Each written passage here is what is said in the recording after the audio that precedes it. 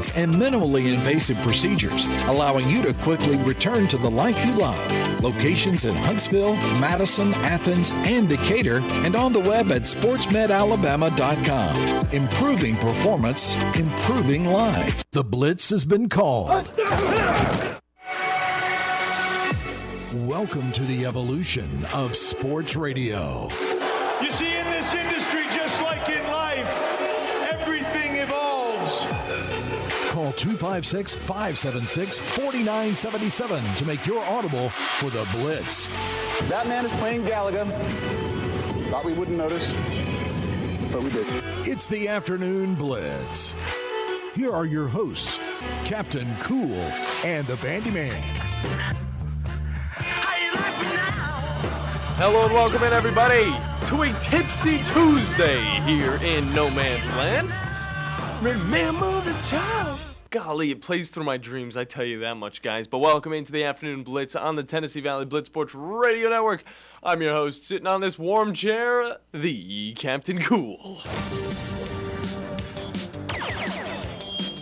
Oh my goodness, it's Captain Cool. Someone lose a grenade? No, but we did lose a Tom. For the rest of the week and next week as well, and I can tell you this much, don't tell him, by the way, I'm extremely excited to have the house all to myself because I'm going to be chilling out and not having to wake up super early to him already telling me, hey, you got to get this out. I'm like, you know what? I appreciate him for getting me up early, getting me to work early, but at the same time, sometimes a brother's got to sleep in, all right? Just a little bit, all right? At least want to sleep till 8 because when was the last time I've ever done that? It's been probably a few months, but, it's totally fine because I know I'll miss him throughout the time. Make sure you guys find us online at theblitzsportsradio.com, on Facebook at The Blitz Sports Radio, and on Twitter at @TheBlitz_sports, where we have a poll out as we speak, guys. We got a poll out about some new rule changes that might come to the NFL, but they have to get approved from all the other teams. We'll kind of get into that a little bit in a few minutes, but make sure you guys check out the poll and cast your vote and tell us why you think it should be in effect going into next year.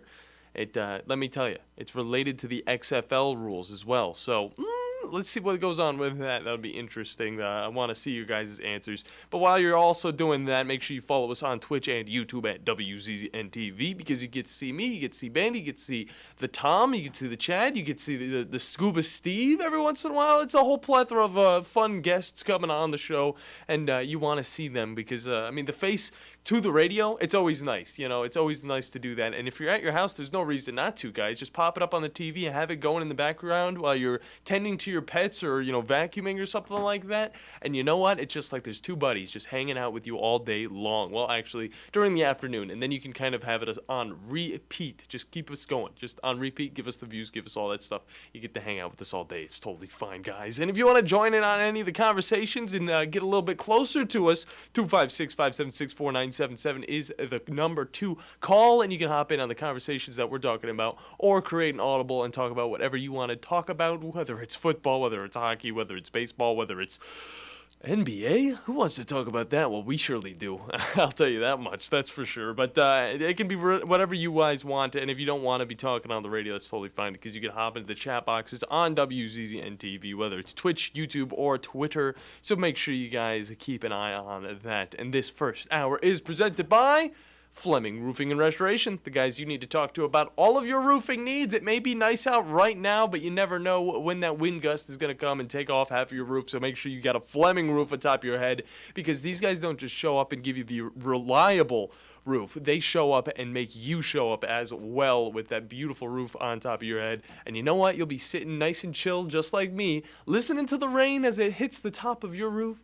And you know what? You'll be able to fall asleep without a care in the world, because you know that water ain't getting in. But that's Fleming Roofing and Restoration, so look those guys up and get your free quote today. And you're live hanging with the chillest crew of two in sports radio in the booth on a Tipsy Tuesday. One Mr. Not So Tipsy, Bandi Man Bailey Lowry. What is going on, Captain Cool? On this Tipsy Tuesday. Nah, not tipsy. thankfully, because I wouldn't be able to do the show the way I am able to do the show, okay? But I am still having a great time, okay? I guess you could say we're drunk on life because we have a lot of stuff going on in sports. We got the combine going on right now. Spring training is going on. It's wonderful to see. And then we also have just amazing stories that are still coming over. And then we also have people getting fired left and right in the NFL because it's that time of the year, guys, all right? It's gonna Sounds about right. Super exciting to really go over that. And then also, there's just so many dumb people in this world that like to put, the logos of their teams on their planes and then write it off as a tax write-off, put it on your team's credit card, and that's totally fine and dandy. Dan Snyder, I'm looking at you. We'll get into that later, too, as well. I can't. Dude, the guy, he's writing himself, he's writing these stories himself, all right? This is an ESPN 30 for 30 in the making already. Oh, dude, I cannot wait. It's going to be so dramatic, dude. It's going to be, if it's not on ESPN 3030, it's going to be on Netflix, and it's going to be one of those crazy documentaries, uncensored, on everything, and Dan Snyder's going to be the one that produces it, so he's going to look like the good guy. Yeah, because already came out just... What were you saying? Putting logo on the team playing, charging his own team for it? First thing, he does charge the franchise, okay? This is a one-time purchase of $4.5 million to put a big old team logo on his private jet that he also charges to his franchise every single year. And that is $10 million, okay? Annually, $10 million. This man's throwing money left and right at this organization in not the right ways. $4.5 million on a logo on your jet, and you know what? He said it's for advertising purposes. Bandi, I've never seen his jet. You've never seen his jet. I'm pretty sure 90% of Washington has not seen this man's jet, okay? It's a private jet for a reason. You're not going, on the freeway with this thing. You're up in the air. Nobody's going to see your damn plane. It's like, you're going to turn to your right as you're going, from Birmingham over to Washington. You turn to your right, you see Dan Snyder, and it's like, it's a Commander's plane. Dude, that's Dan Snyder. Dude, Washington Commanders. We should watch their football more because they've got a $4.5 million logo on the side of this $10 million jet that he pays on annually and puts it on his franchise tag, okay? Wait, tell me, they placed where last year?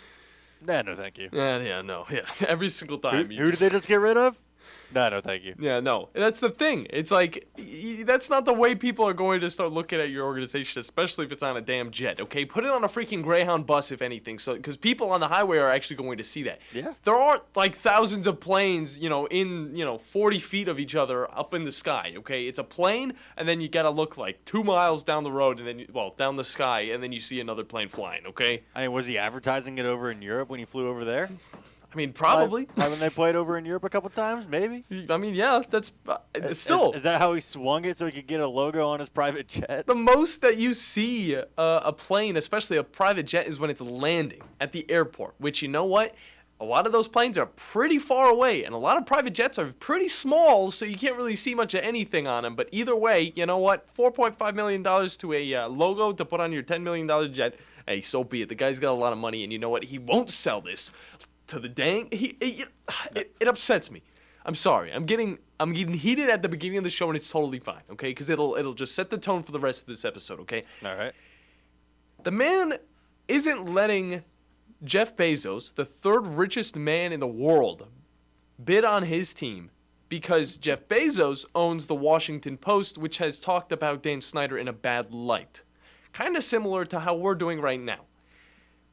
It is a news outlet, the Washington Post. They talk about everything, okay?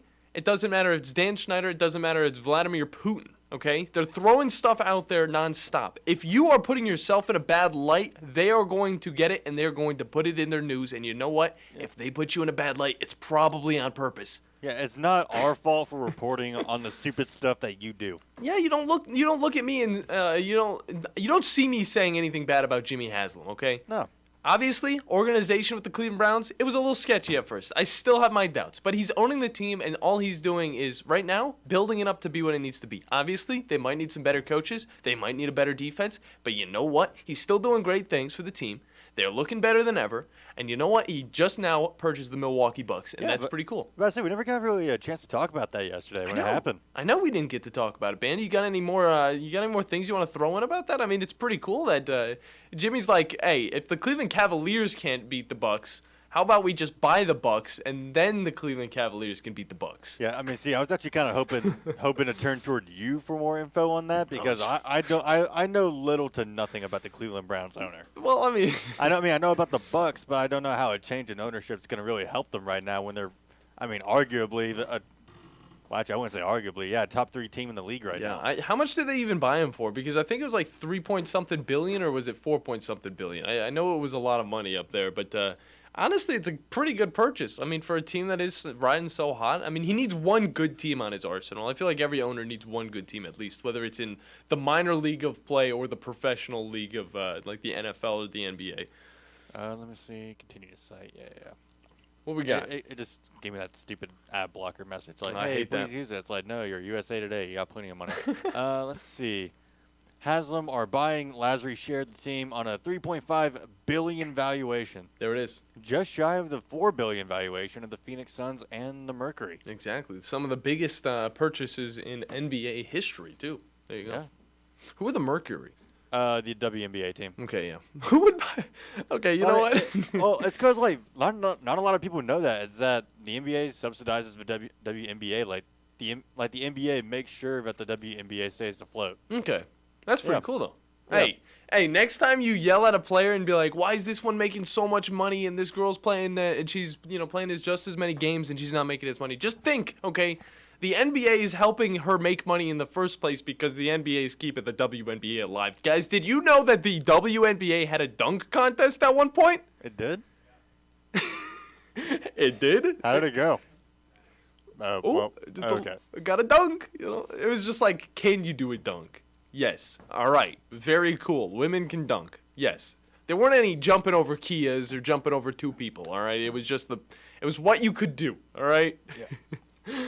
Oh, jeez. It's going to be a fun episode, though. I mean, if we start off with Dan Snyder, every time we do that, it's going to be a great episode either way. It's just going to be so much fun. Bandi, I got a damn question for you. Oh, what's up? All right. What would you do right now if you were off for a week? If I were off for a week? Yeah, if you were off for a week, like the other guys that aren't working for the next week. Oh, let's see. I mean, well, now that the weather's good, I finally go out and start playing some golf again. Oh, yeah. Like, now that the weather's actually good for it and it won't be like 40 degrees outside or not raining. Would you go anywhere special? If you didn't have to worry about the limitations of money or travel or all that stuff, you just go out. Where do you want to go and play some golf? Because you could go on a week-long trip and do this. Oh, 100% go to Scotland.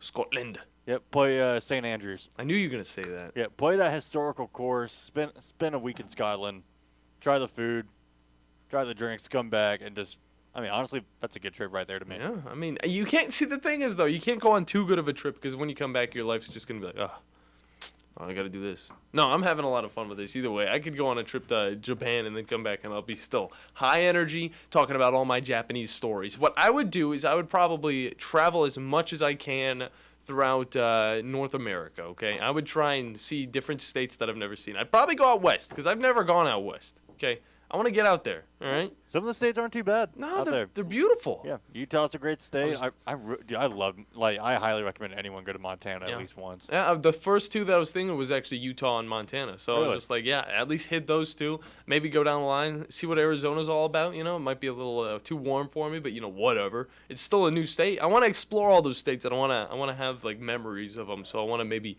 do like a nice little vlog of each state. That's what I think I'm gonna do. 50 states, 50 vlogs, and that's what I'm gonna put out. What you could do in each one of these states. Like, I would love to go up to Maine one day, too, and like just go on like a seafood tour. Yeah. Up there. Yeah. I would love to go to one of those small towns that is like on the pier, I heard that's where you go to get like really good lobster in the United States. It's Oh, like yeah. you go up to Maine. Oh, yeah. That's what you got to do. I mean, that's the freshest of the fresh. That's what they're known for up there. Just like how Georgia's known for their beaches. Yeah. I just want to go to places with good food. There you go.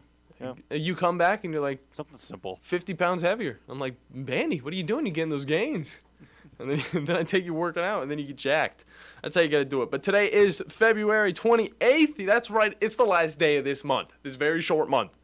Ooh, it flew by. Guys, we're already going into the 3rd month of the year. I can't believe it. But here's what you need to know in the Blitz today. The Philadelphia Eagles have proposed a rule change to the NFL Competition Committee that will allow teams to attempt a 4-and-15 play. To maintain ball possession. similar to the XFL rule. Bandy, would you see this being a good thing if the NFL brought it in? They need 24 of the 32 teams to say yes to it, okay? Now, how would this affect the meta? There's a lot of, it would change up the game a lot because a lot of the times, I mean, you could think, oh, well, the Eagles are throwing this out there because the Eagles have a great, long game on those, 4th and 15s. They can chuck the ball down to A.J. Green or even, Devontae Smith. They got those guys. Mm-hmm. Any other team, though, I mean, I should see some teams saying no because they don't have those wide receivers to be able to chuck it down. They don't have that arsenal. Yeah, I mean, because it was a nerdy way for me to say it, but I mean, but you know what I mean? Meta. It's like a rule change that drastically alters the way the game is played. Yeah. I mean, this is definitely going to benefit some teams more than others if it's actually put through. Yeah, for sure. I mean, it's going to change the way you think about fourth downs at all, or well, not really fourth downs, but like it's the onside kick. Yeah. It changes the onside kick altogether. Yeah. Nobody would be attempting this. Because like, what is the primary drawback of the onside kick? They've changed it a lot to where it limits the kickers or the kicking team to actually get to the ball. So that is the problem because you can't pass that area. I forgot exactly, but you can't pass the kicker until the ball's kicked. I think, and it's like 10 yards after, right? It needs to be 10 yards past. Yeah, 10 yards past. But now you just completely disregard that, and you just basically have one down to get 15 yards. I mean, it'd be more realistic. Yeah. And like to be able to regain possession, it'd be more realistic instead of that 10 to 16% chance that you're going to regain the ball on an onside kick. It swings the odds a lot more a lot more favorably for the kicking team. Well, I don't know. Why I say passing team? It would be the offensive team. Yeah, the offensive team. You could say that. But like, it gives them more of a chance when they go for something like that. But at the same time, isn't that kind of the point of those high risk, high reward kind of plays, like an onside kick? Is that instead of kicking it off to your opponent and trying to stop them within, let's say, like a 3 and out, you go for a very high risk onside kick to get possession back, while potentially keeping good field position. Yeah, you could really be screwed over by an onside kick now, but you could also be screwed over if you're a team that isn't ready for a 4th and 15 play like this. I personally think it's very gimmicky for the NFL to do, but all the other leagues that have done it, like the AAFL, the XFL, and stuff like that, I think it's perfectly fine for them because it's like, I'm not going to bat an eye. I'm not going to be like, oh, you're changing the rules too much. The rules are already changed enough. It's like, why not just throw that in there? That's experimental. Putting it in the NFL, it feels a little too gimmicky for the NFL to go to, though. A little too gimmicky without enough testing first. You know? Like, we don't have enough of a sample size for this yet, right? Yeah. Like, at least in recent years. Yeah, exactly. I mean, again, like the AAFL tried to do it, and I forgot if it was 4th and 15 or 4th and longer, okay? But then now we got the XFL doing it. We've seen it, work, I think, just once, actually. I believe it was with the Battle Hawks, A.J. McCarron, they were able to convert on that, and they were able to move down the field and win it pretty quick. They were able to actually, win the game, and it's one of those things where it's like, that is good enough testing right there, but then we need to see, can other teams do that, and how often does it work? What are they going to exploit? Like all that type of stuff. There's a lot of stuff that could be thrown in, and we're going to have to figure it out, and that's thankfully we got the XFL to be doing that stuff. Yeah. I'm about to say, if it could just be a case study for the NFL or just experimental rule set. Like, you want to try something new in football, but you don't want to implement it straight at the top of the game yet? Yeah. Throw it to the XFL, see how it works over there for a year or two, and then maybe have a committee vote on it to try to integrate it. Well, Bandy, I think never know. Like, really, give it like a year or two, just work it in the XFL. Yeah. That's it. Those are your lab rats. You got the XFL for rule changes. Yeah, and I think that's exactly what the XFL is really for, at least being like brought up. It's not supposed to compete with the NFL, but work with the NFL in the way that the players are going to be able to transition to the NFL a lot easier. The rules aren't too crazy, but obviously we've seen some that might affect these guys. And a lot of the times it's these rules that really help us see what would work in professional play, because still, there's professional players. These are professional players playing in the XFL. Yep. We have A.J. McCarron. This guy just played in the NFL. We got Josh Gordon. I'm about to say, I like how we always bring up McCarron. Well, I mean, he's like the staple dude when you think about it. He's just it's Josh Gordon and A.J. McCarron that are the big guys, and then we see a few other players throughout that have had some time in the league and then just kind of dwindled out of it, played in other leagues probably more than the other. But it's nice to see that the XFL really is kind of working with the NFL to kind of help them figure out stuff that they need to do moving forward, because that's exactly what the NFL needed in the first place. There was just no league able to really do that because everybody thought whenever a new league came out, it was going to try and compete with the NFL. This is working with the NFL. The Rock knows what he's cooking, okay? And it's going to be some future talent coming into the NFL, and it's good to see. But another thing I want to throw in here before we hop out of this segment and into the second is the Buffalo Bills. They got a new render on the field that they might be moving into in the future. And let me tell you, Bandi, I'm so thankful it is not a dome. Not a dome. I'm so glad it's not a dome. And you know what? It actually it is perfect for what the Bills are going to go with moving forward, because not only does it look like it's going to help fans be comfortable while watching the football game, but it's also going to still keep that Buffalo home field advantage where, it snows a lot in Buffalo. You're still going to see snow on the field, okay? But thankfully, around the edges of the top lip, okay, there is a lip that comes out, and it covers up where the fans will be sitting. So now they will probably be a little bit warmer, and they'll probably be very dry whenever that rain comes, whenever the snow comes. They have a nice little overhang that keeps them comfortable. Oh, keeping the tradition of a domeless stadium. I know. I love it. This is as far as we should go with some of these teams that have traditional fields that are in or outside in the plain grass, but also still want to keep fans comfortable and also just like warm to watch this sport, because I know going to some of these cold games you don't want to be freezing your butt off. Yeah. And I mean, this looks like it'll be a little bit of good for both of it. Okay, you still get that atmosphere, the cold, but you also probably get a little bit of air conditioning coming from the outside walls, and you know what? You're gonna stay dry. We're going to hop into a break, guys. When we come back, we're going to finish off with some cool stories with the Captain Cool. Then we're going to hop into a conversation with James Benedetto, and that'll be a fun one because we'll be talking Tide sports, and then the E play-by-play later at 3:30. So you guys don't go anywhere because you're listening to the Afternoon Blitz. The Blitz has been called.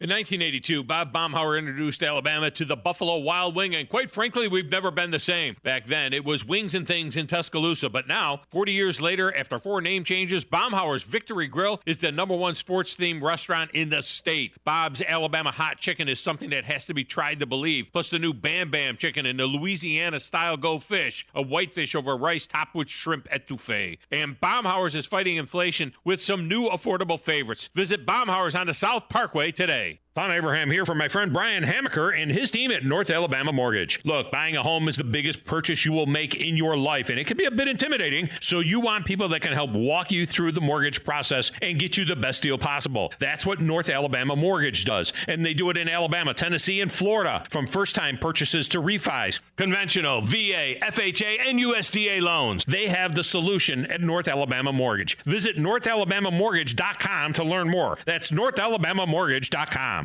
What's better than Valley Equipment Rental? 2 Valley Equipment Rentals, and that's just what we have now. The original on the South Memorial Parkway between Drake and Airport Road, and their second location on North Memorial Parkway just north of Winchester Road. Valley Equipment is locally owned and has more skid steers, excavators, and lifts than anyone in the area, plus all the small tools that you need to get the job done like a pro. And if you are a pro, you need to check out the new North location now because Valley Equipment has what you need. Learn more at valleyequipmentrents.com. This is Wes Neighbors talking to Chris Haygood of Bob Wallace Appliance. Chris, what sets you apart from other appliance dealerships? Wes, these appliances are going into the most used room in your house, your kitchen. The way we have these appliances displayed, it's easy for you to visualize how they'll look in your home. Wes, what sets us apart is the people. They're well trained. In fact, they live and breathe these appliances. And if you need service, you'll really appreciate our parts department. Contact Bob Wallace Appliance at 256-533-2121. Great food and the best live entertainment is what it's all about at the Furniture Factory Bar and Grill. Head to downtown Huntsville every Tuesday for karaoke on the only outdoor karaoke stage in North Alabama. Thursday night is the Valley's longest running and biggest bike night. Food and drink specials, giveaways, and live music on the patio. And the Furniture Factory menu is fully loaded with options from steaks to salads, plus a whole lot more. Featuring a weekday happy hour that starts at 3. 619 Meridian Street, downtown Huntsville, and online at FurnitureFactoryBarGrill.com. Guys, when we were 20, we never had to worry about spontaneity. And now that we've gotten older, spontaneity has been replaced with pills and injections. We're just trying to keep that intimacy, but it's taken away from spontaneity. At Advanced Life Clinic, we now offer GainsWave, which uses sound waves to non-invasively treat this issue with no need for pills or injections. Just give us a call, 256-888-9367, or check us out online, advancedlifeclinic.com. Okay, Sarah, I'm dropping you at Emily's, and Josh, you're going to soccer, right? Yeah. Yep. Oh, and by the way, when I pick you up, I'll be wearing my short shorts. What? No! Yep, me and my short shorts doing my daddy dance. Your friends will love it. No! Well, I might change my mind if you buckle your seatbelts. Okay, we're buckling up. See, all buckled. Whatever it takes, keep them safe. Never give up until they buckle up. A message from the National Highway Traffic Safety Administration and the Ad Council. Visit safercar.gov/kidsbuckleup for more information. The Blitz has been called.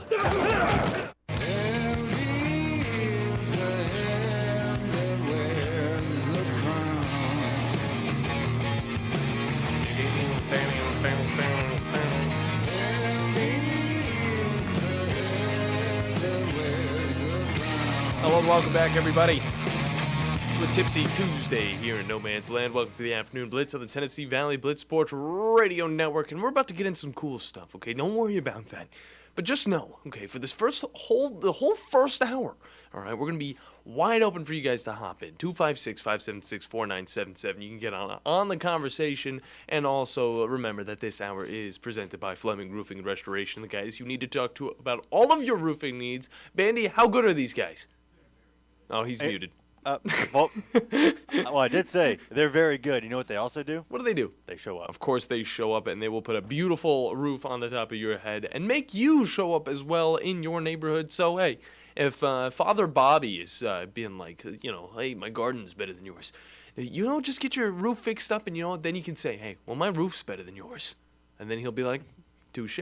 Touche. And then you move on with your day. And then Bobby will be coming over for some sports later on because, there's cracks in his roof. So, he doesn't want leaks going all over him, ruining his sports days. So he'll come over and hang out with you because you're the one with the cool roof on the top of your head. But let's get into some of these cool stories, okay?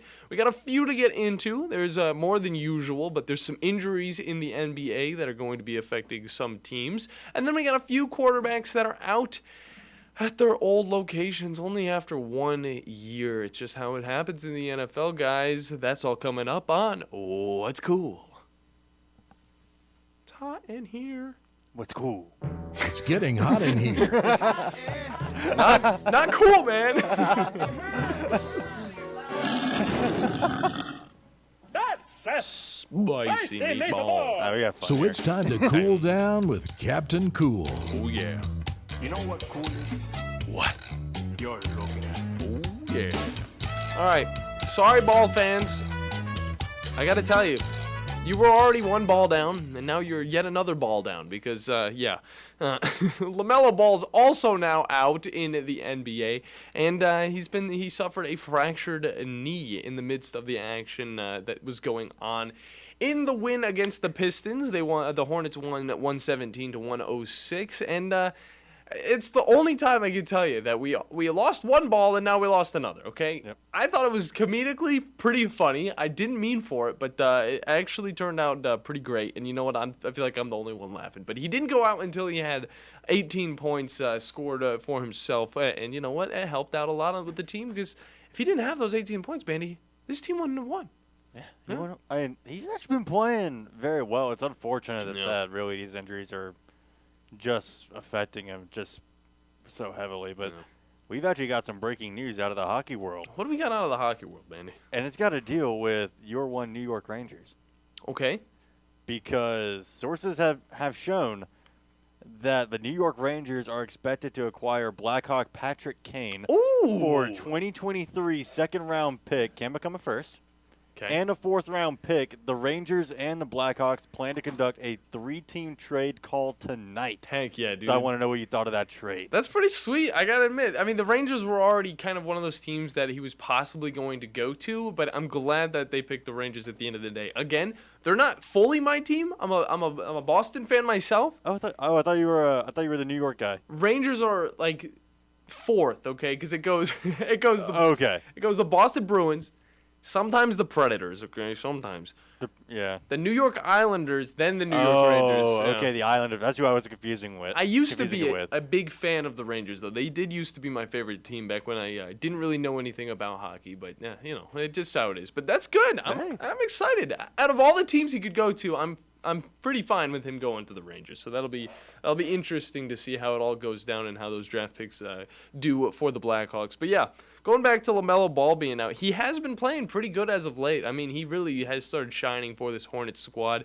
And obviously his brother Lonzo Ball hasn't really been able to ball out lately because of his injuries that are taking him out through last season and this season, really. I mean, it sucks to see that now both of the Ball brothers are going to be out in the NBA for the rest of this season. It's terrible. But you know what? It's stuff that happens. But following that, if you're a Lakers fan, I am so sorry for you guys. Jeez, you were just starting to get up there. And then, yeah, you lose LeBron James just like you did. He suffered a foot injury in the comeback win against the Mavericks a few nights ago. And James declared he heard a pop. And you never want to hear that because that's the exact same thing that happened with LaMelo Ball. So James could be out for the rest of the season, but he will be reevaluated in the next 2 weeks. So he could be back at least in 2 weeks, or it could take him out for the rest of the season. We'll just have to wait and see. But you hate to see it for the Lakers. I'm so sorry, guys. Yeah, I mean, you just got the trade, too. I mean, at the very least, Jared Vanderbilt's playing well for y'all. Yeah, He's doing well. He lost LeBron James, arguably the second best player. Anthony Davis dropped 30 the other night in that comeback win. He did. Some would say that, you know what, they're going to be fine. But I don't know. You might need a little James on your team if you're going to be winning those games, though. I mean, I'm not going to lie. I could not care less if the Lakers if the Lakers ended up last in the West. Yeah. I'm all for it. I wouldn't mind it too much. They're going up against the Grizzlies tonight, so we're going to see how they play against a good team without LeBron James. So what? Let's watch. Hey, the less people in the way of Lauri Markkanen to drag us into a playoff spot, the better. That is true, Bandi. I know you're all for the Jazz to get to the pennant or whatever you want to call it. The pennant? I know. I'm just making a joke. Oh, funny guy. Now, kind of moving over into the NFL. Carson Wentz is out as a Commander. We talked about this earlier or yesterday. But for him, it's a pretty good time because thanks to all the Dan Snyder crap that's going on right now. But now the real question is, who needs a quarterback or maybe a backup? Could he, test his luck in the spring leagues? Could we see him in the XFL or the USFL? I mean, do you think he falls that far? I mean, I think if he wants to start, he's going to have to go to those leagues. Potentially, yeah. I think what would happen, because he's not the only one that's on free agency now after just a little bit ago, because one Mr. Marcus Mariota from the Falcons has also been dropped by his respected team, which was the Falcons, saving the Falcons $12 million in cap space. So good for the Falcons. They were kind of already at their end with Marcus because they had one Desmond Ridder on their team, and I'm looking forward to what Desmond Ridder can do when he's the man that they care about, okay? We're not thinking about Marcus Mariota right now. We're thinking about Desmond Ridder, and I'm excited to see because you know what? That man's got some creepy critters for arm, all right? He chucks that thing, man.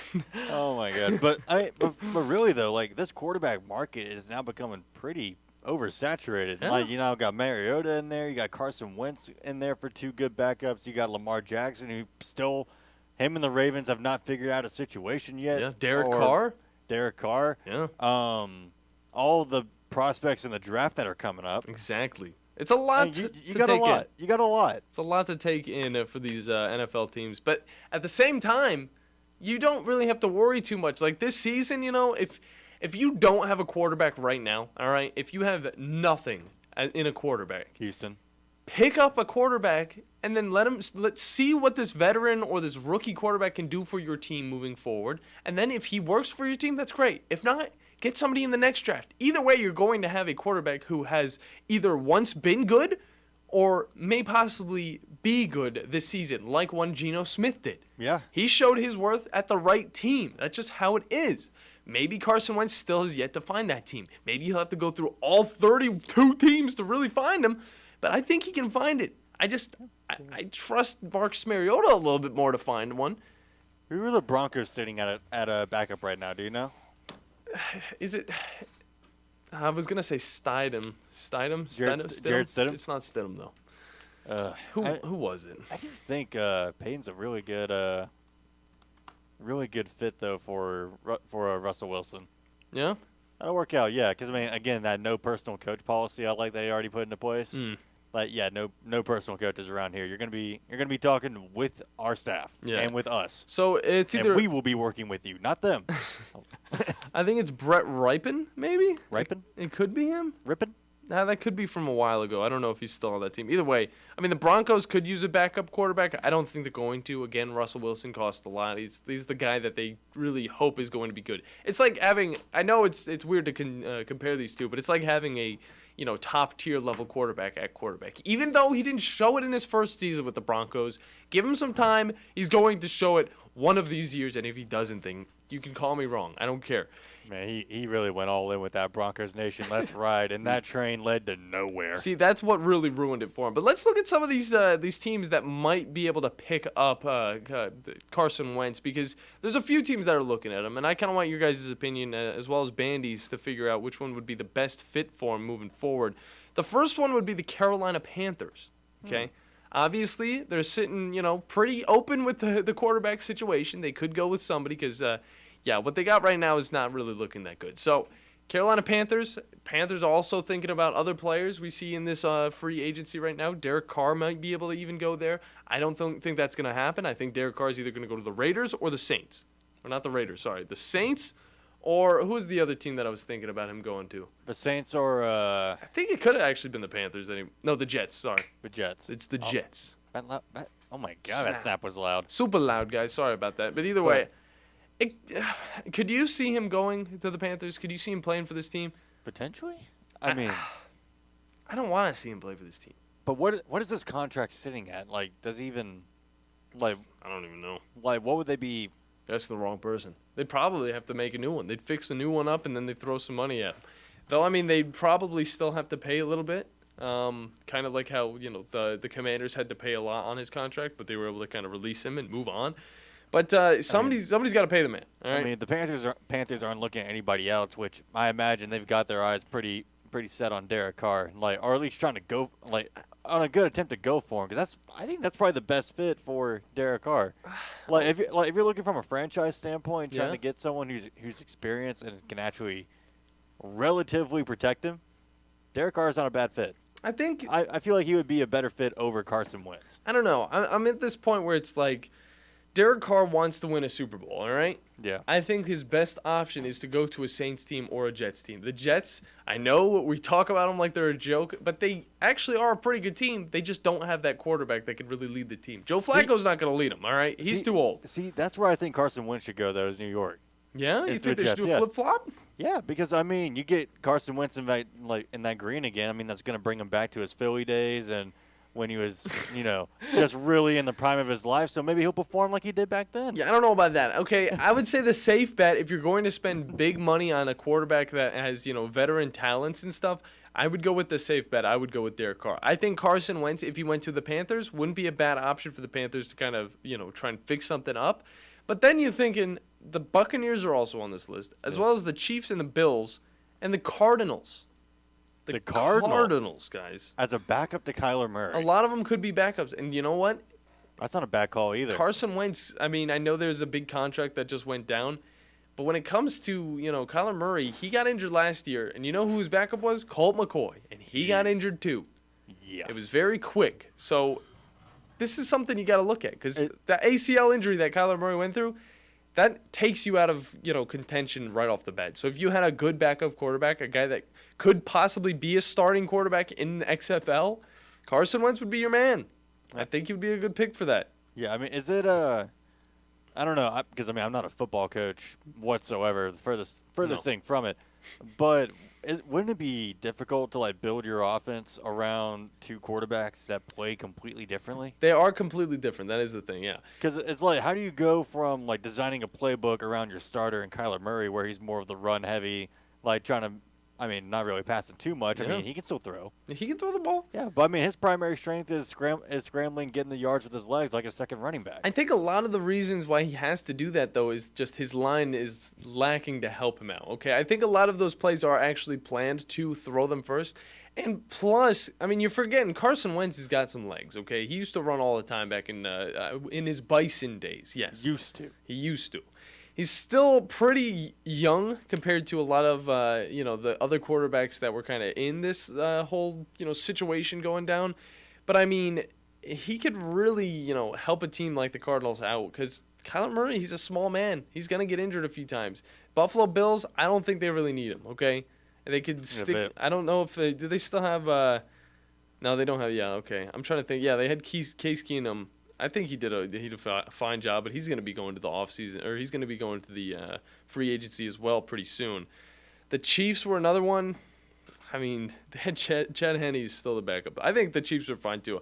I think the best choice for him would go to the Cardinals or the Panthers. If he wants to start, he's going to the Panthers. If he wants to be a backup, he's going to go to the Cardinals. But you know what? He would have a chance to kind of revive his career at the Cardinals because if that does happen with Kyler Murray, if he goes out, then Mr. Carson Wentz is going to come and play.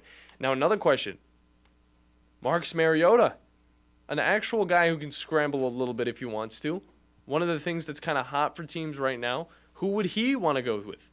Bandi, do you have any options right off the bat you would say? I would say I think the Sea Dragons are looking for a starter. Sea Dragons, yeah.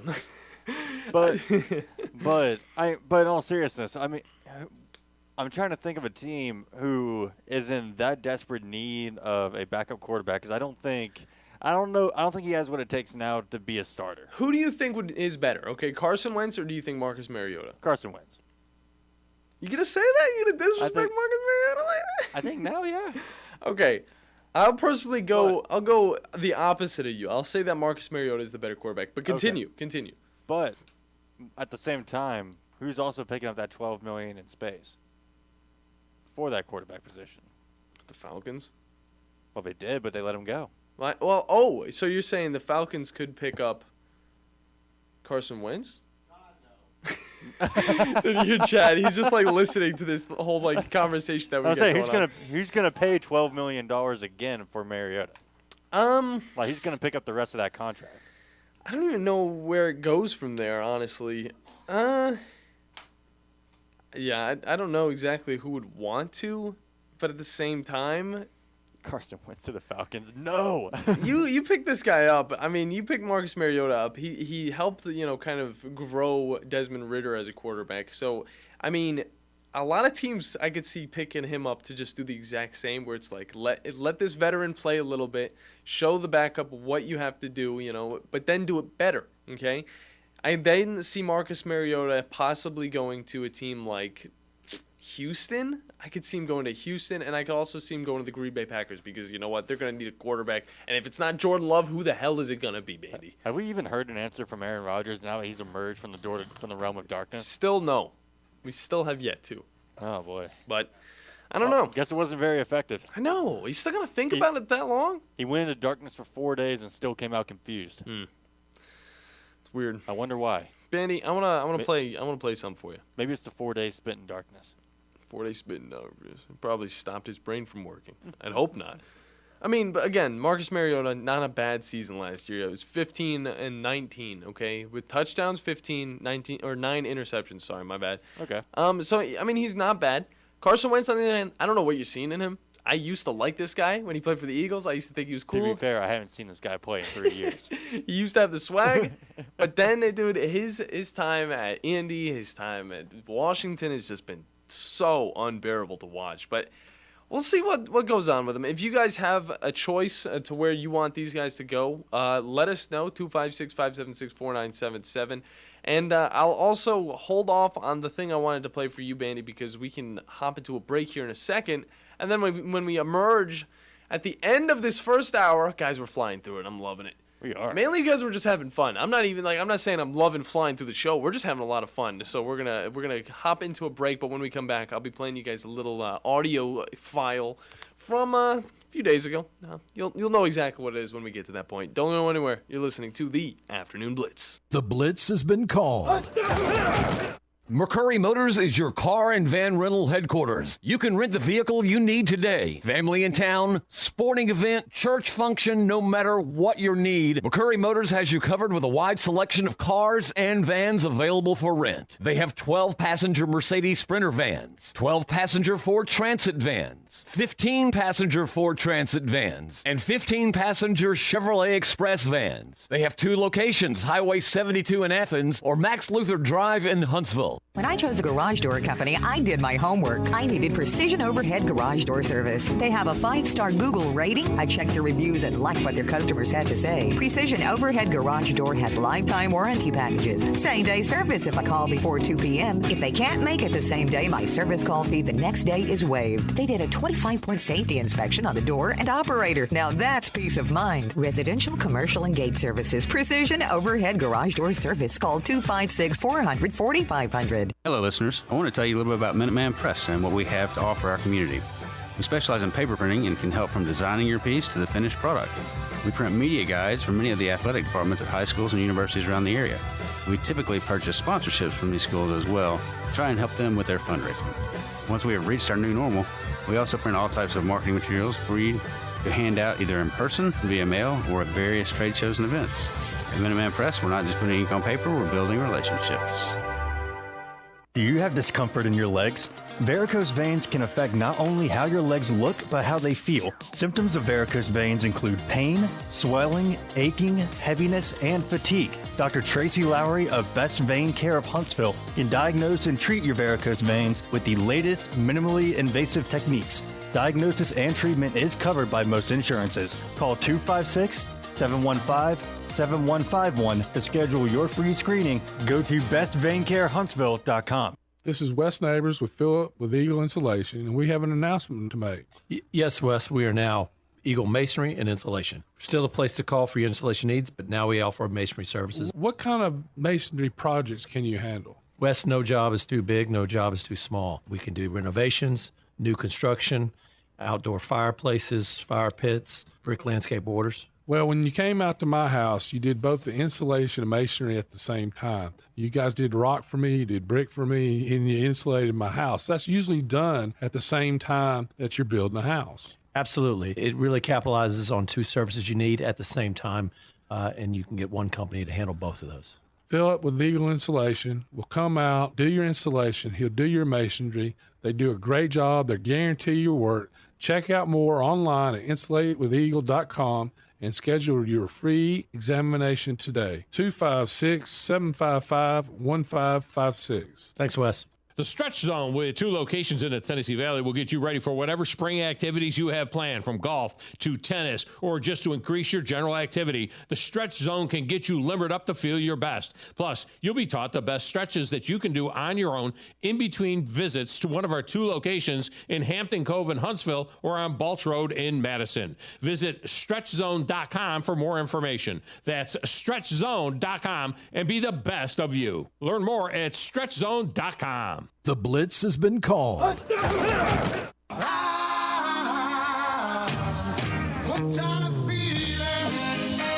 bing. So I think we make a deal then, since you're so confident. I think we make a deal. If you win, I'll pay you double what I'm paying you already. But if I win, I take everything that I'm paying you. Delicious. Deal or no deal. Since you're so confident. Deal or no deal, since you're so confident. Take it. Deal or no deal. Take it. Take it.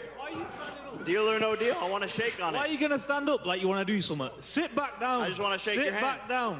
Sit back down.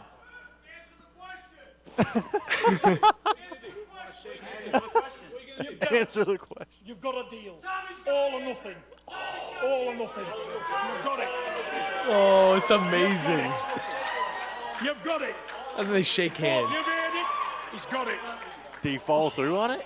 Oh, yeah. Oh, yeah. You follow through? Oh, you got to follow through on that. See, this is the thing I like about Jake Paul, okay? And I can't, and there's not much, all right? But I can say this, all right? There's not much. I watched this clip, and before the fight, okay, I didn't know that this was a thing, all right? I watched this after the fight, okay? It kind of sucks because this puts up a whole nother rhetoric to what went down that night, okay? This was actually something out of a movie, okay? Jake Paul just having the rocks to just tell this guy, all or nothing. All or nothing. Like, let's do it. Let's make a deal. Since you're so confident. He is just a born entertainer, and I hate to see it, but I love to see it. And you know what? I love Tommy Fury. I think he's so cool just sitting there. He's just like, ha. He's just doing his thing, because he's a boxer. He just sits there and he's bigger than everybody. He's above everybody else. Jake Paul, though, on the other hand, he's a little goof, all right? But this man, being able to throw this stuff out there and just, it instantly excites me, and it instantly says, respect to him. He may be a little bit of an annoyance to the world, but at the same time, yes, he's fighting a real boxer in a ring in a country that is very much far away from us. And then also, he's throwing down these bets just out of nowhere because of, why not? It's entertaining. The guy's that cocky. He's halfway to turning into McGregor. And yeah, he's starting to look like McGregor. I know, look, the similarities are uncanny. I know. They're starting to show, Jake. But at the same time, again, I do like these kind of bets. It makes me respect it because, again, he did this against someone who has credibility in the world of boxing right now. On his way, the match was a split decision, not a bad boxing match at all. No. And he actually followed through with it. Yeah, the cool thing is, like, Tommy Fury, he wasn't sure exactly. He was like, he wasn't going to take it just yet. He wasn't going to take that bet right off the bat because, he's the boxer. He's not the thinker when it comes down to that stuff, all right? Yeah, he can talk some smack as well as, the Jake Paul. But at the end of the day, just seeing his dad just, like, sitting there, he's like, we're not going to take this. You got yourself a deal. John Fury is so cool in those situations, and being that confident in his son to win that fight. I mean, he's got all these different sons that have been doing great things for as long as they have. Tyson Fury's one of them, okay? We all know who he is. But he's like, this is the legacy, and he's going to follow up, and he's not going to let this guy get in the way, for sure. I'm waiting for Jake Paul to start dropping F-bombs there during pregame, during pre-fight conferences like McGregor does. Yeah, we got to watch out for those, though. That was like one of the most terrifying times in UFC history was when McGregor was on an absolute tear against everybody he fought. Yeah. Smack talk him in the pre-fight, smack talk him in the stare down. The guy who was commenting on a fighter who was commenting about him above him, he turns around and goes, who the hell is this guy? Like that. He says something else, but I mean, you know what I mean. Yeah, I'm just glad that out of that heated conversation that really built up, that was the highlight of the entire post-fight interview. Okay, there was no swearing. I could play that in full on the radio, and you know what? Even on online radio, if there was a little bit of cuss words, it's fine. I can get away with that. I still feel awkward though if it does. Jake's gotten better. Jake's gotten good at his showmanship. He really has. He's gotten good at it. Man, really has. Makes me happy to see. And you know what? At the end of the day, he still made a lot of money.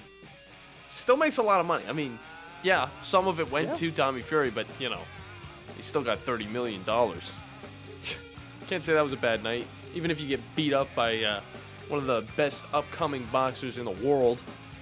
I want to see more fights, though, by Tommy. I want to see him go up against guys that will actually push him. Maybe we can get Creed in the fight. Creed? Creed 4. That'll be the one that he shows up on, guys. Creed 4. Either way, this hour has been presented by Fleming Roofing and Restoration, the guys you need to talk to about all of your roofing needs. Check them out online and fill out your free quote today. Remember, Fleming always shows up. I had to throw that in there, guys. We're going to hop out of here, get into the second hour of the show.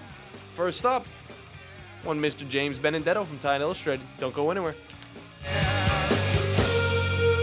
With us today, Dr. Tracy Lowry of Best Vein Care of Huntsville. When we evaluate a patient and they indeed have significant venous disease, most third-party payers, private insurance, Medicare, require us to treat every patient conservatively at least 90 days. Conservative treatment includes increasing ambulation, elevation of the legs, and the wearing of compression stockings. It's very common for folks to come see us in March or April wanting to have their veins fixed before they go into swimsuits starting in June. When we see someone in March or April, they're going to require at least 90 days of conservative treatment before we can even go to the insurance carrier to get permission to treat their veins. So if you think you have a venous problem, now is the time to come in and get a free screening so we can determine whether or not you need something evaluated. If you have a vein problem or you think you may have a vein problem, now's the time to contact us at bestveincarehuntsville.com. This is Wes Neighbors with Philip with Eagle Insulation, and we have an announcement to make. Yes, Wes, we are now Eagle Masonry and Insulation. Still a place to call for your insulation needs, but now we offer masonry services. What kind of masonry projects can you handle? Wes, no job is too big, no job is too small. We can do renovations, new construction, outdoor fireplaces, fire pits, brick landscape borders. Well, when you came out to my house, you did both the insulation and masonry at the same time. You guys did rock for me, you did brick for me, and you insulated my house. That's usually done at the same time that you're building a house. Absolutely. It really capitalizes on two services you need at the same time, and you can get one company to handle both of those. Philip with Eagle Insulation will come out, do your installation. He'll do your masonry. They do a great job. They guarantee your work. Check out more online at insulatedwitheagle.com and schedule your free examination today. 256-755-1556. Thanks, Wes. Are you tired of chasing a roofing contractor to show up on time or even show up at all? I'm Sam Fleming with Fleming Roofing and Restoration. Our motto at Fleming Roofing is we show up.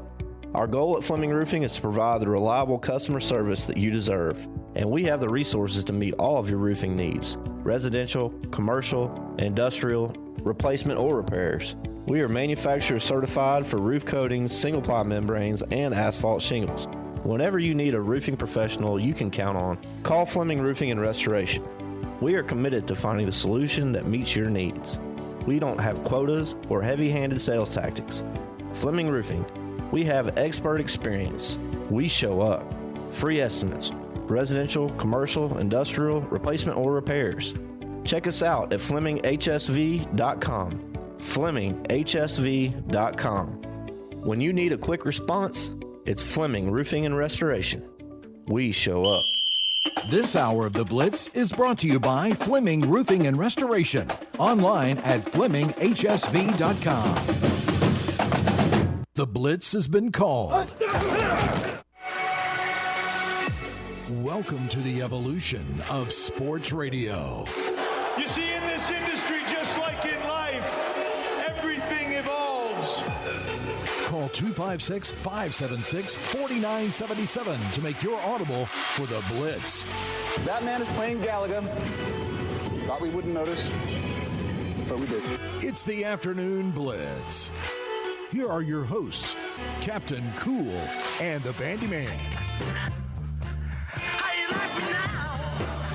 Second hour here in No Man's Land. Welcome back, everybody, to the Afternoon Blitz on the Tennessee Valley Blitz Sports Radio Network. I'm your host, Captain Cool, alongside the Bandi Man, Bailey Larry. Yep. Make sure you guys find us online at theblitzsportsradio.com, on Facebook at The Blitz Sports Radio, and on Twitter at @TheBlitz_Sports, where we have a poll out right now, and it's related to the NFL rule changes that possibly might be coming next season. So make sure you check that out. We'd love to see what you guys got. And you can't call in right now because we got a guy that does a great job covering Alabama sports on the Neighbors Wealth Management hotline. So don't call in right now, okay? But afterwards, you can do whatever you want to do. But just remember that this second hour is presented by Woody Anderson Ford, the best place to get the best vehicles for the best prices. You can drive home in a brand new 2023 Bronco, Mustang, or if you're into trucks, they have a plethora of nice ones for you.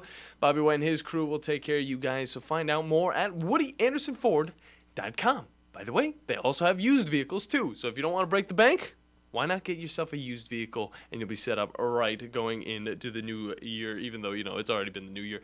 It's just how it is. We're flying through it so fast, my script can't even keep up. Either way, on the Neighbors Wealth Management hotline, a guy that does a wonderful job covering all things Alabama Crimson Tide, one Mr. James Benedetto from TideIllustrated.com. James, how are you doing today? Gentlemen, it's so good to hear you guys. How you doing? Oh, we're doing great, and hey, it's the same, okay? The feeling is mutual, especially because there's a lot of stuff we kind of got to think about, all right? Last time we talked with you, I believe it was after the South Carolina game, just a great performance for Brandon Miller coming off of that one. But then we got a little bit more controversy around him the other day. Kind of want to get this out of the way so we can look at the better things that are going on, like just Alabama basketball as a whole, same with the baseball team. But Brandon Miller, the whole celebration, and I know you're probably over this by now, you probably already talked about it. Whether it was a thing that they've been doing all season or not, what is your opinion on it at the end of the day, and what should they do moving forward with it? Yeah, so let me clarify first. This has been something that's been going on all year, and Nate Oates spoke today and said that basically it's kind of a nod to the TSA. So you get patted down and checked before you go fly. Okay. Oh, okay. Basically, with Miller, it was okay. He's ready for takeoff. Okay. So my impression was actually was like he was getting. My impression was that he was getting kind of like the UFC pregame fighter. You know, like how they would always like pat him down before getting into the octagon. That was my impression. Yeah, that's what a lot of people were kind of jumping on at first. But Nate Oates said today that's what it was coming from, and that he took a lot of responsibility for it, and said that it was on him that he didn't say anything earlier. So really, I think he's addressed it as much as he can. Really, he did say that it's never going to happen again, and that this is the end of that. But we'll see how it will go on Wednesday.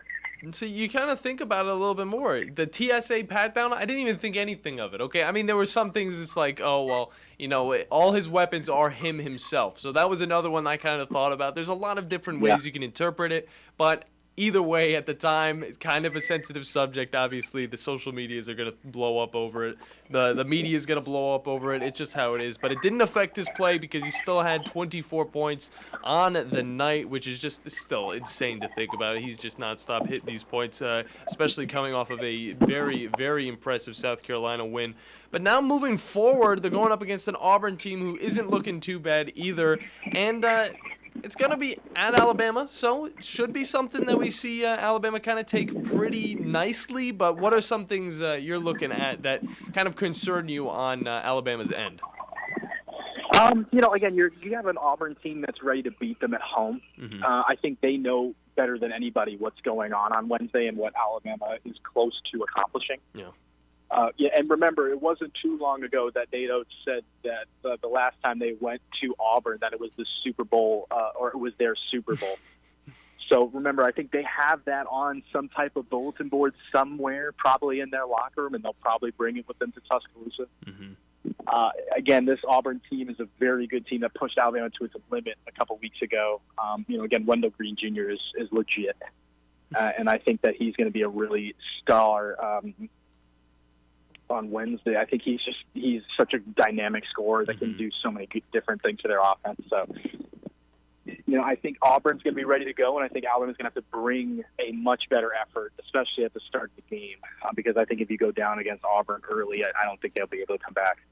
Yeah, I mean, thankfully when I checked the schedule on this Iron Bowl matchup, I was like, oh, thank goodness, it's at Coleman Coliseum. All right, I can feel a little bit easier now because that's going to be a volatile Coleman Coliseum with Auburn coming into town, so they're going to have to bring their mental game in. But what do you also think of? But besides what Auburn could bring to the table to really push Alabama to the limit, what's going to be the key thing for Alabama to focus on to make sure that they don't really fall back behind on or really slip up on against this Auburn team to really take advantage of? I think it comes down to the start, to be honest.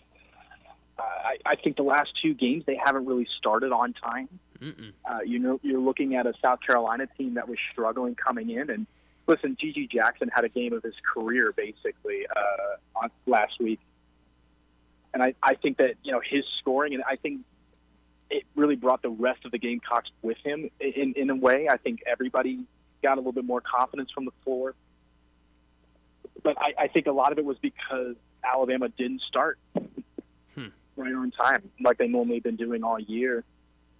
And I think against Auburn, they're going to have to do that. There's no excuse from basically going down 8 to 10 and getting out rebounded in the first 10 minutes. I just think that it needs to be much better effort from the start. Exactly. James Benedetto on from TideIllustrated.com. And looking at that last matchup against Alabama and Auburn, February 11th was it, and the first quarter or first half of this game, it was 37-37. So even in that game, okay, when they were trying to feel out each other, trying to figure everything out, it was very close.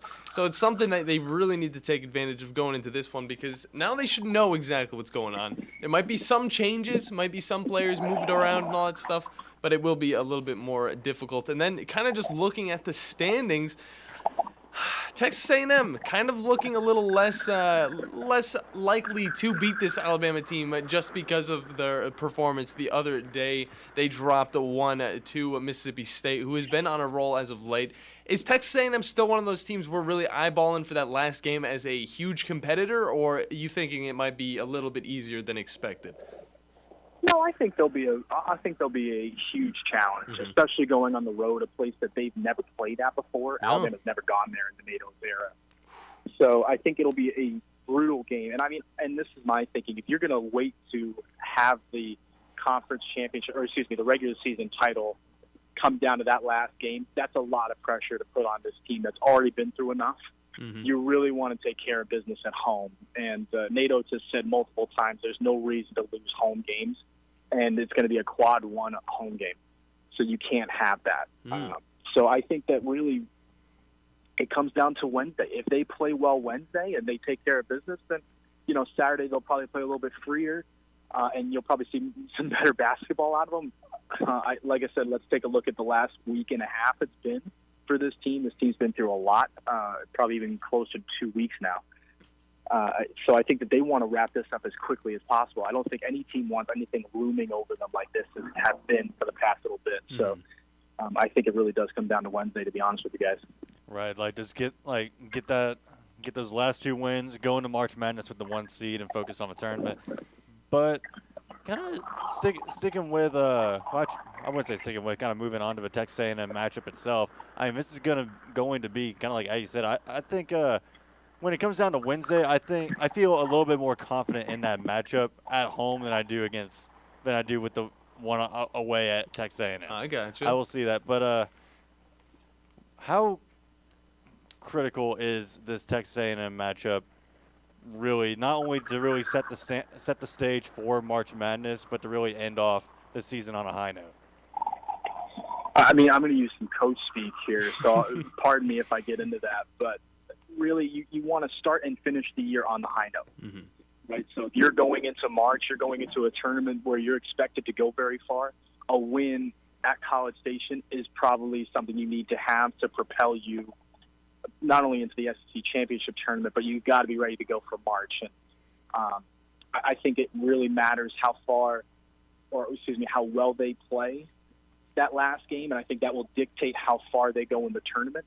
Because, listen, I even if Alabama finishes at the 1, you're probably looking at a team like Arkansas at the 8.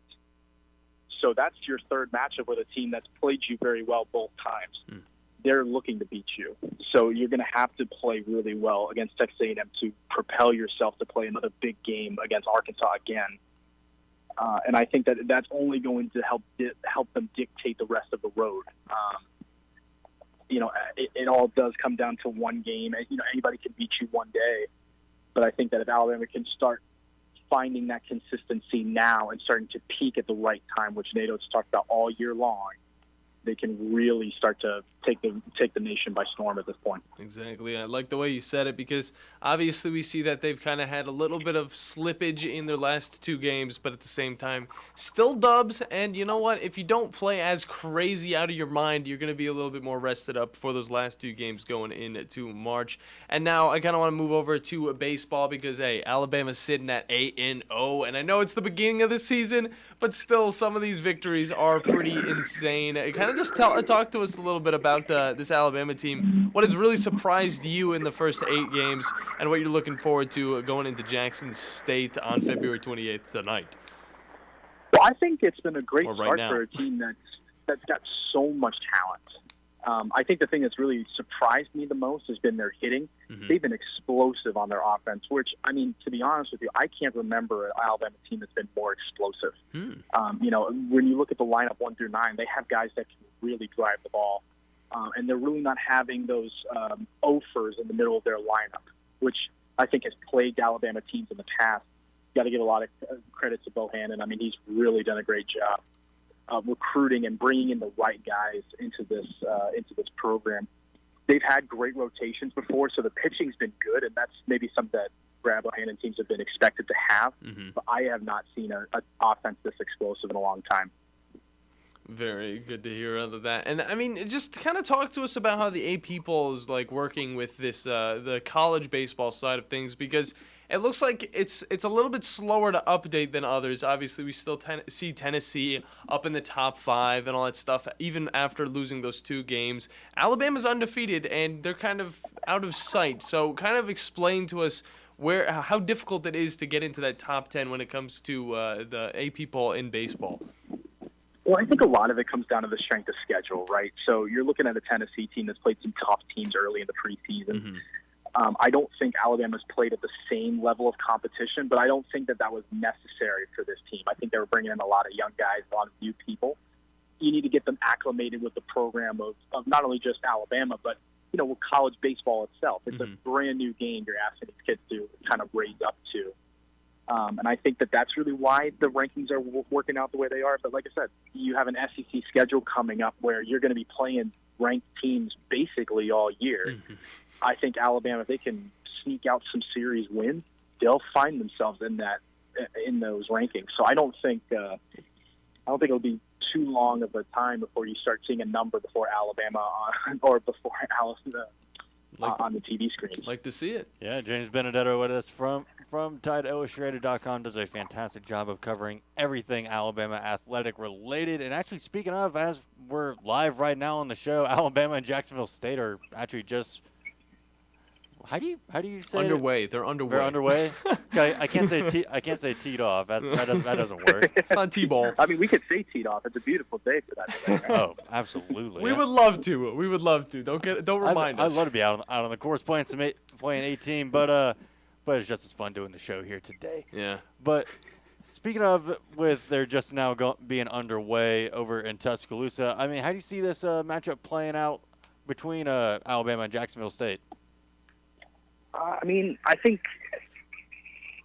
Let me see. I'm going to try to pick my words here because again, this is a midweek team where you bring in a good Jacksonville State team. Is it at the same level of competition that you're expecting to see?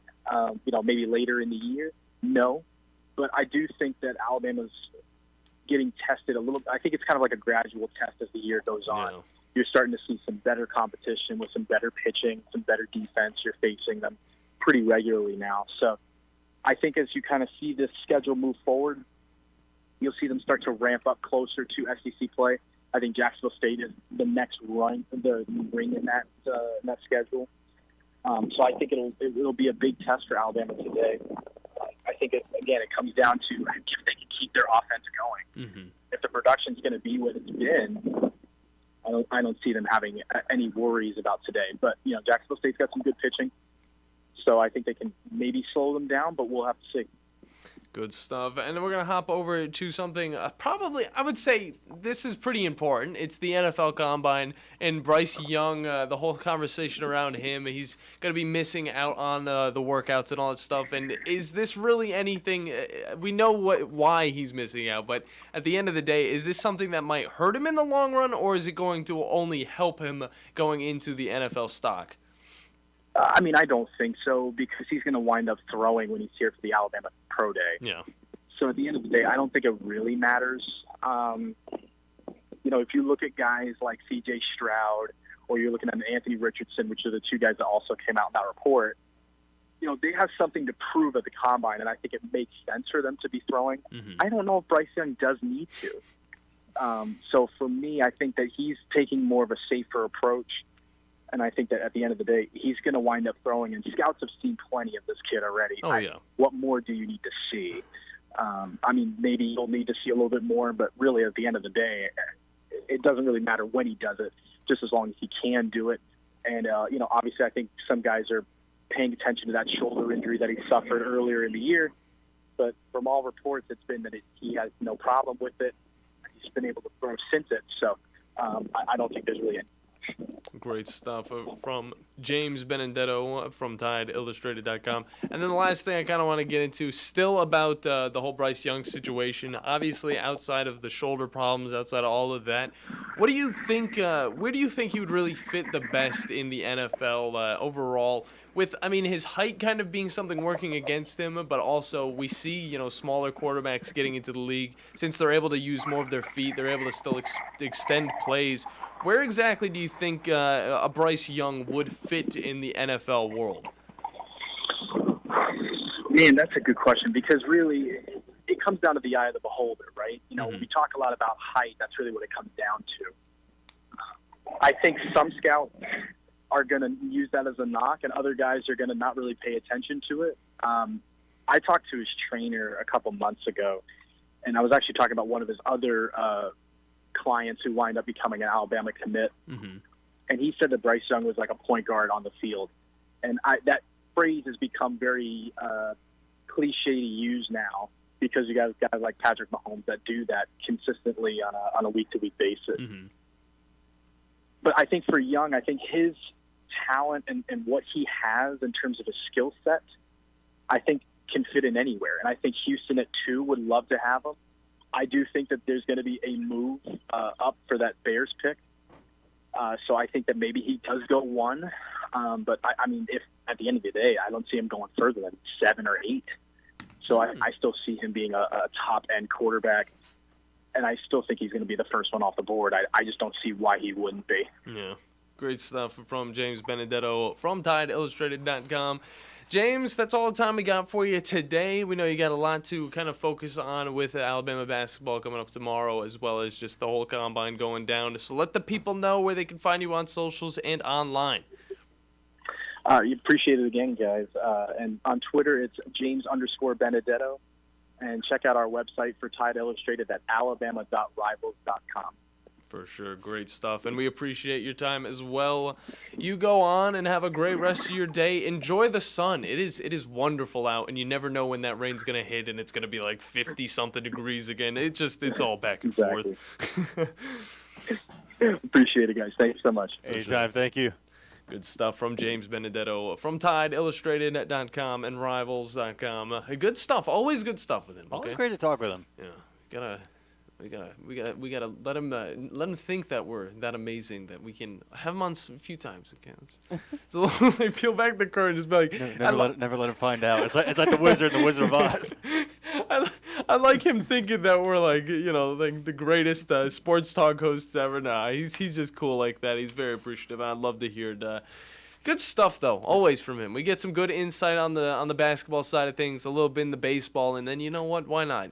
Bryce Young's still a part of that team. He's still going to be talked about. We're going to figure out where he's going in the NFL, and that's that, guys. Yeah. Which Alabama baseball, I mean, again, like you said, sitting at 8-0 right now, probably about to be 9-0 after. Well, I'm going to give it like 2 hours. Yeah, let's just wait a little bit. I'll give it like 2 hours. Give it a little bit of time, okay? Because Alabama, I mean, even teams playing up against those smaller schools like a Jackson State or a Tennessee Tech or something like that, they can still put up a good fight. I mean, we saw what Auburn almost did last season in their first game of the season at Toyota Field, actually.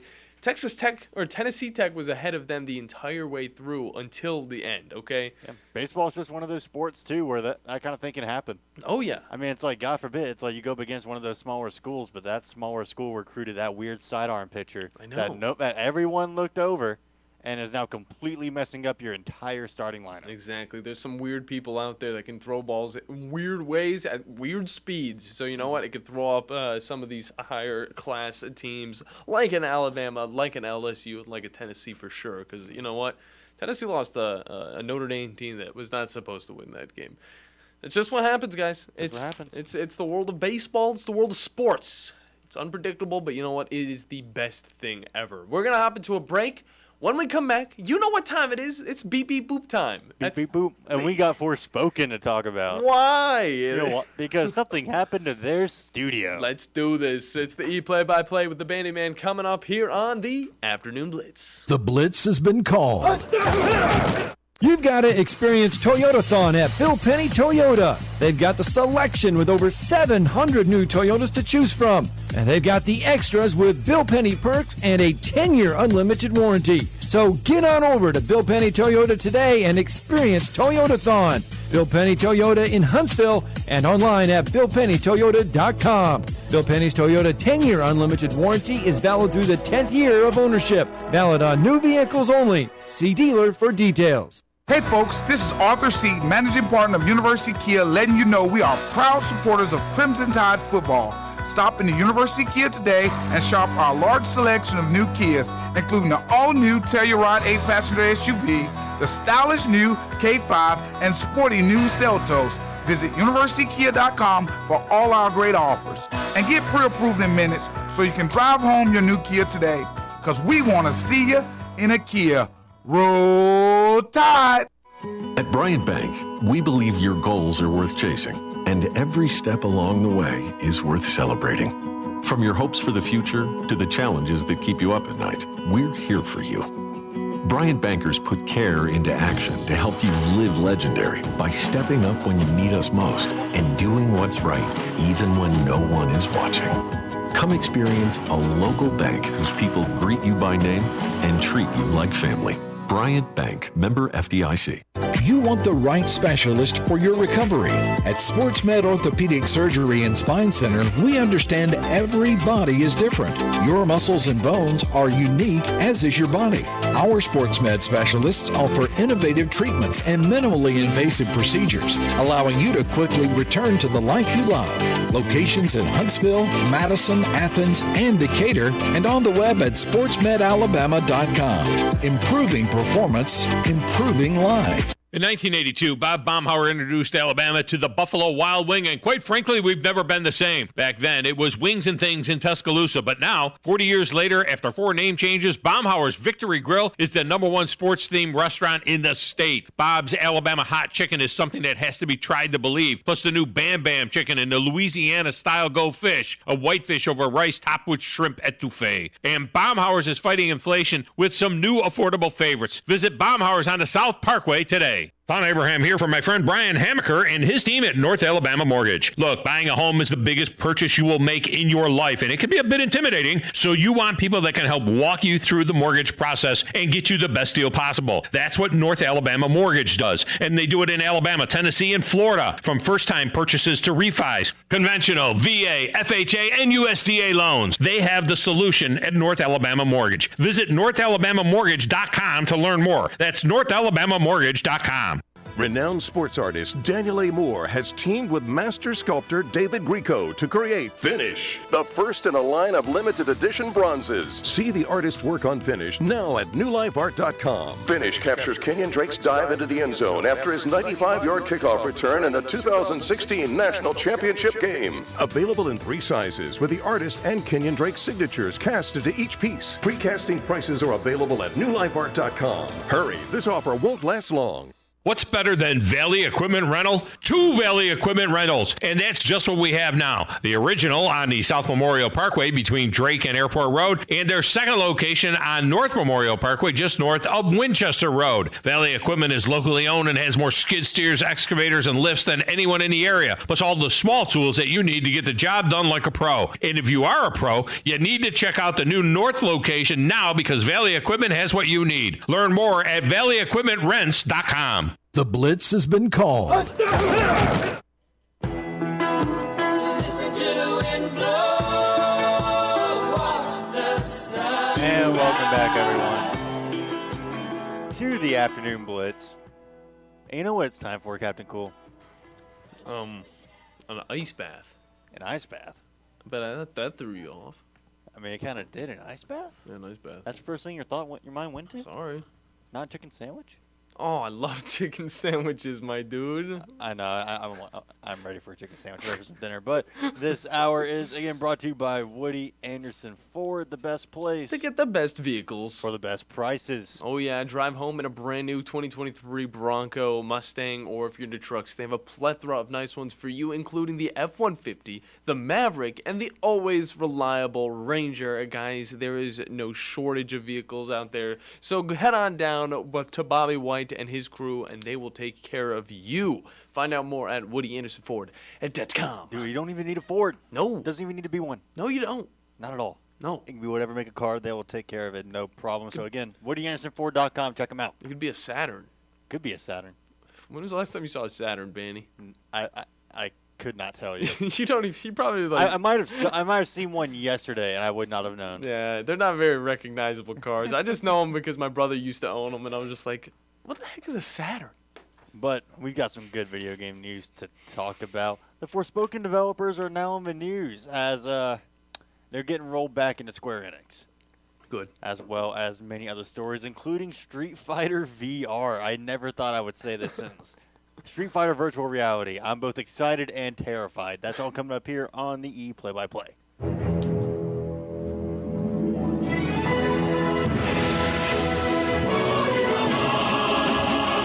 Time to catch up on esports with E Play-by-Play with the Bandi Man. All right. Popping first into the Forspoken story. Because their developer, Luminous, this is the only game they've created. Luminous Productions, they've only ever made Forspoken. They're going to continue to focus on it because they are now being rolled back into Square Enix. Which means it's like, okay, you had your time to shine. You made your own game.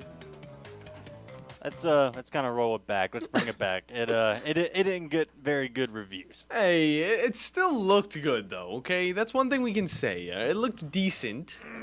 It looked decent, Bandi.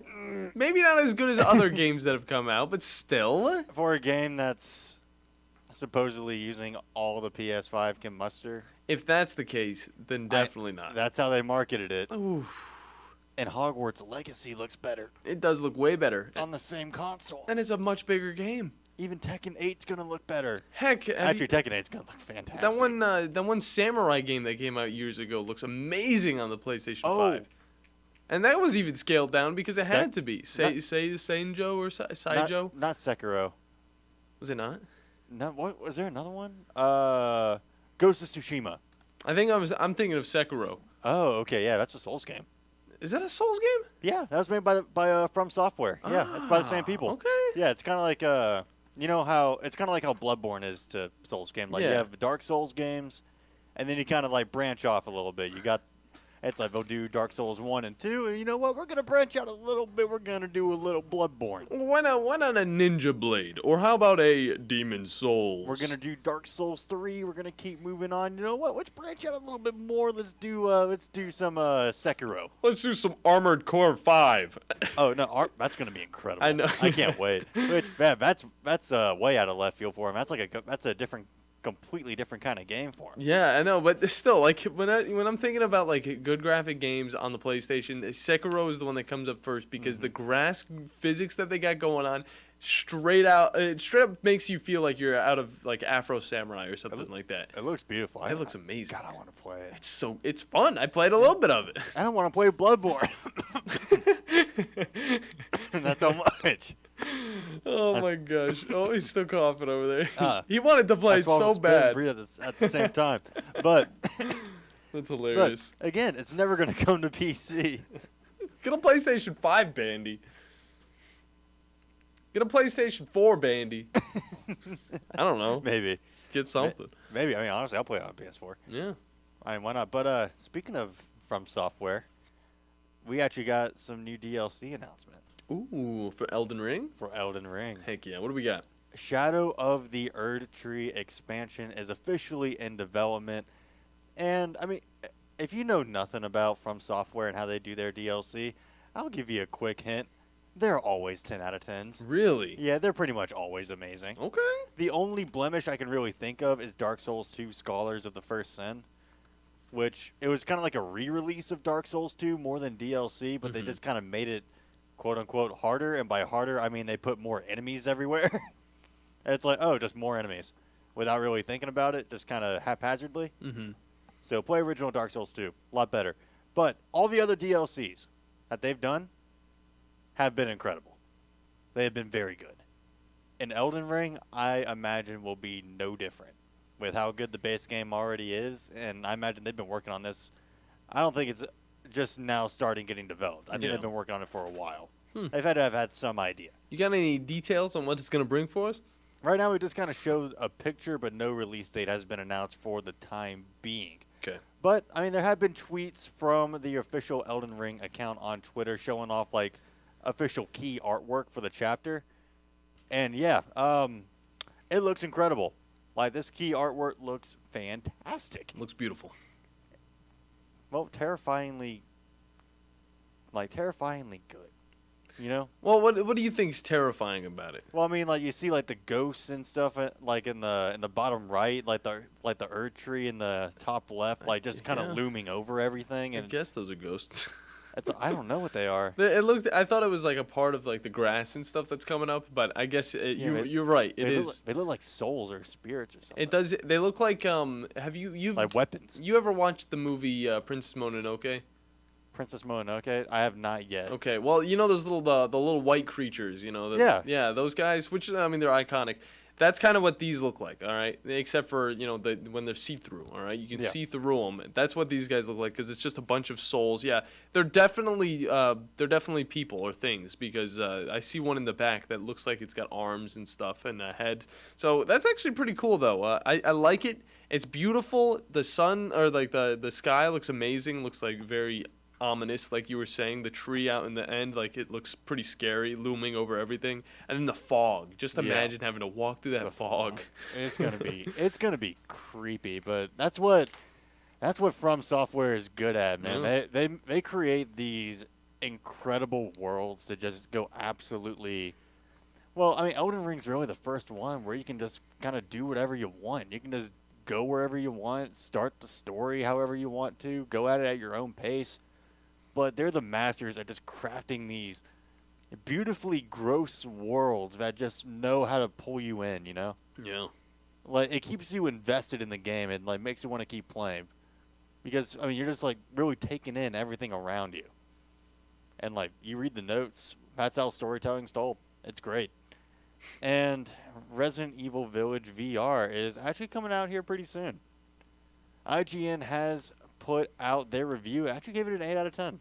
Nice. Yeah. And what I like to say, I haven't had a chance to really see much of Village VR, but I'm just going to I imagine they're going to be taking the same approach that they took Resident Evil 7 VR and possibly just update it a little bit to make it a little bit more seamless. You know, they've had more time. They've already had an experience with VR. They know what they're doing now with the second. And Resident Evil 7 VR might be, I would definitely say, top 5 scariest game experiences I've ever had. Really? Yeah. Because when it completely changes everything when you're exploring that Baker house and you're not in the comfort of just playing with a controller, just sitting down with a chair, leaning back, like drinking a soda. None of that. Just going through casual horror. No. You are up and about with a headset. It is in your face, and you are actively participating in it. It makes it so much scarier. I just can't wait to get picked up by Lady Demetrius or whatever. Demetrius. I want her to pick me up, and I want to actually feel her arms just wrapping around me. I want to be like, whoa. No. This is an experience I'll never forget. You guys picked up crispy critters. That is a reference to a game, guys, that we've been playing, all right? And we don't actually say that. Nobody says that. Nobody says it. Crispy critters. Crispy critters. I'm going to be playing that game. I'm going to be playing the rest of it, and I got to do it. It's been good. I've been liking it. I'm torn. Continued on. I'm always torn between playing it for the channel or just playing it for fun. And this one I started off with the channel, and now I kind of just want to play it for fun. Dead Space I will continue to stream though. I definitely need to keep streaming that. But I told my card I'm gonna keep to myself. I think that's what I'm gonna slowly turn to. If not, I'm gonna start streaming it. Who knows though? Yeah, it's not a bad idea. Never know with me. But again, all that the review is saying is exactly what I've been hoping for. Nothing has been watered down in the transition to VR. You will experience everything. If you have played Resident Evil Village before, it will be familiar. Obviously, you're playing the same game. Yeah. But from a new perspective. And that new perspective, it gets to you. I mean, it makes things a lot more tense when instead of, let's say you're doing a boss fight. Like you're backing up, the enemy's coming at you got to shoot their weak spots. On a controller, pretty simple. Just push the buttons, aim at the spot, pop, pop, pop. Very simple. In VR, you got to physically point it, you got to physically aim it, you got to make sure you're on point, and if you miss, you got to physically reload. Yeah, and you got to look at it. It makes it so much more tense when you're doing that. Because they're charging at you. Oh, God, I pressed the button on the gun. Okay, the mag dropped. Now I got to reach down. Okay. Oh, I didn't grab a mag. I got to do it again. It makes it so much longer. You're taking your eyes off the enemy that's still charging at you. People who play Tarkov know exactly what I'm talking about. Or not Tarkov, Pavlov. Pavlov VR with their zombies mode. Because that's exactly what they do. Very well done, too. I like it. Pavlov. And moving on from Resident Evil. I feel like I talk about Resident Evil so much. You talk about it a little bit, but hey. They're bringing out so much. They just dropped VR and they're making the 4 remake. It's just been crazy. Oh, yeah. But Final Fantasy 16 will probably not be coming to PC for a while. Oh. It has a 6-month timed exclusive on the PlayStation 5 platform. However, it is a completely different story that the PC version will be released in half a year. The PC version will not come out in half a year. This is from Naoki Yoshida, one of the developers for Final Fantasy and over at Square Enix. Yeah, it's like just that because the half-year limited exclusivity has been lifted doesn't mean it's coming out within that time period. That probably means they can probably start working on it. And then by that point, it'll probably be another 2 years at least before we even see it. At least maybe even a trailer. Which sucks. I want to play more Final Fantasy. That's a series I need to get into. And Street Fighter VR, because we're sticking on VR.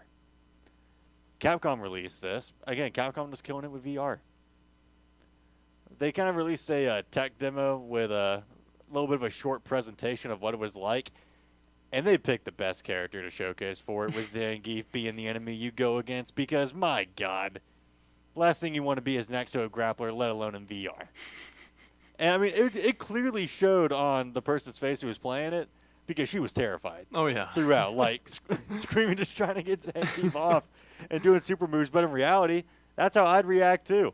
Like, it looks fun. It just looks like stupid, dumb fun. Like, you just go into just, like, a brief match against a computer-controlled enemy. You probably have, like, a set amount of moves you can do, like a set limited amount of motion. But you know what?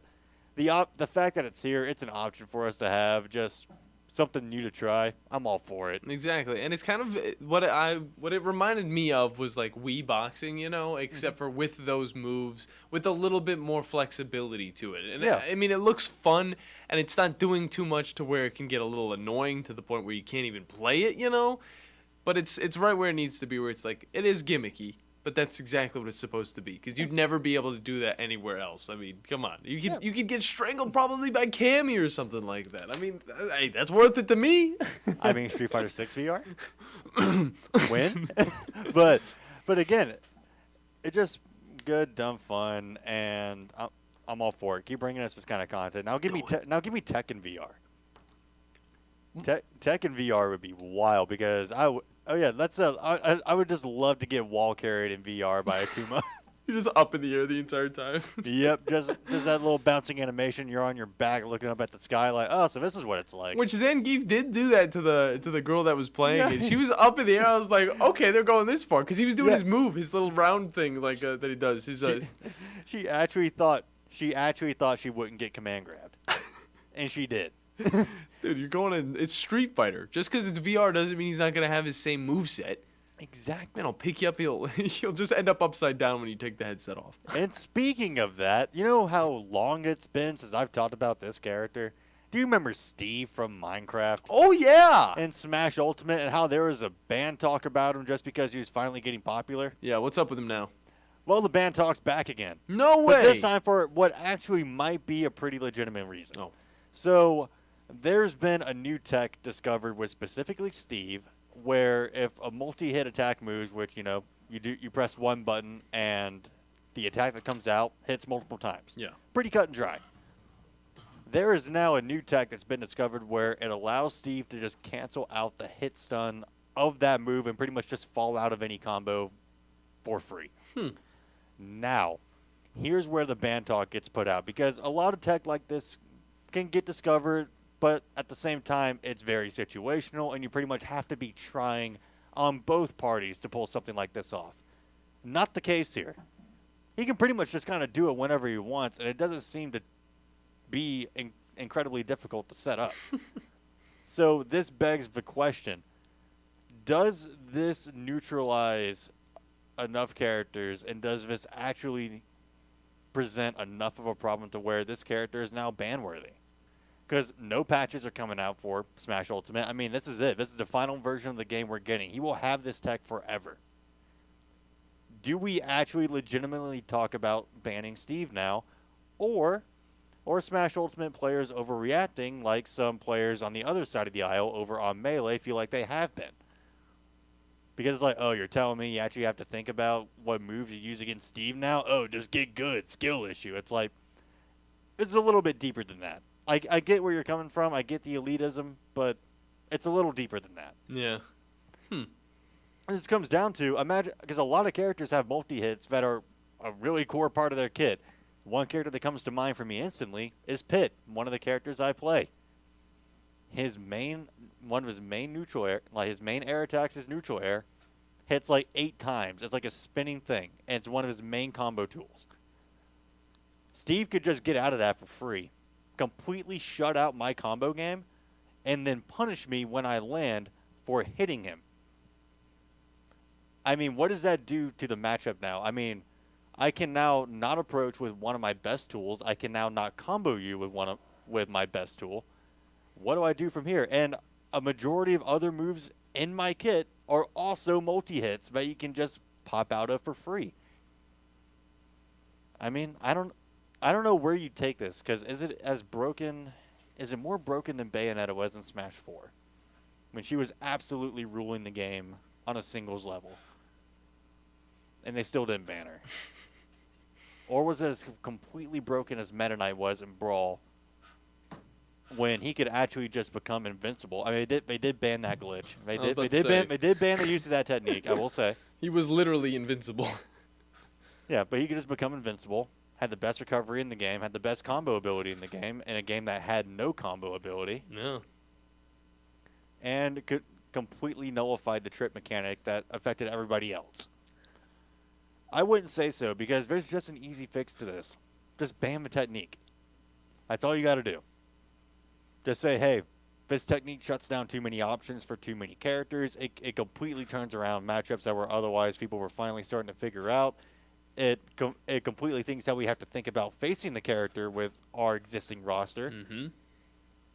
So honestly, I don't think you ban the character here at all. You just ban the use of a technique. Yeah, it's weird to think about, because it's just one little thing, and I need to see what this actually looks like, because I'll show you during the break, because some of the stuff it's kind of weird. Because it's hard to really understand what it is, but if they do just take out that technique, it's then up to the player to be the one that has to be like, yeah, well, I didn't know this in the first place, or like, and then they accidentally do it, or some players that know how to do it, but maybe you could do it in a more sneakily way. I don't know if there is a more like a more subtle way to do it without setting anybody off, but I mean, from the sounds of it, it is something that is upsetting to where they can't change it, which that sucks. Why can't they just go back and fix it before, completely letting it go free? Because, I mean, they don't care. Yeah. Nintendo doesn't care.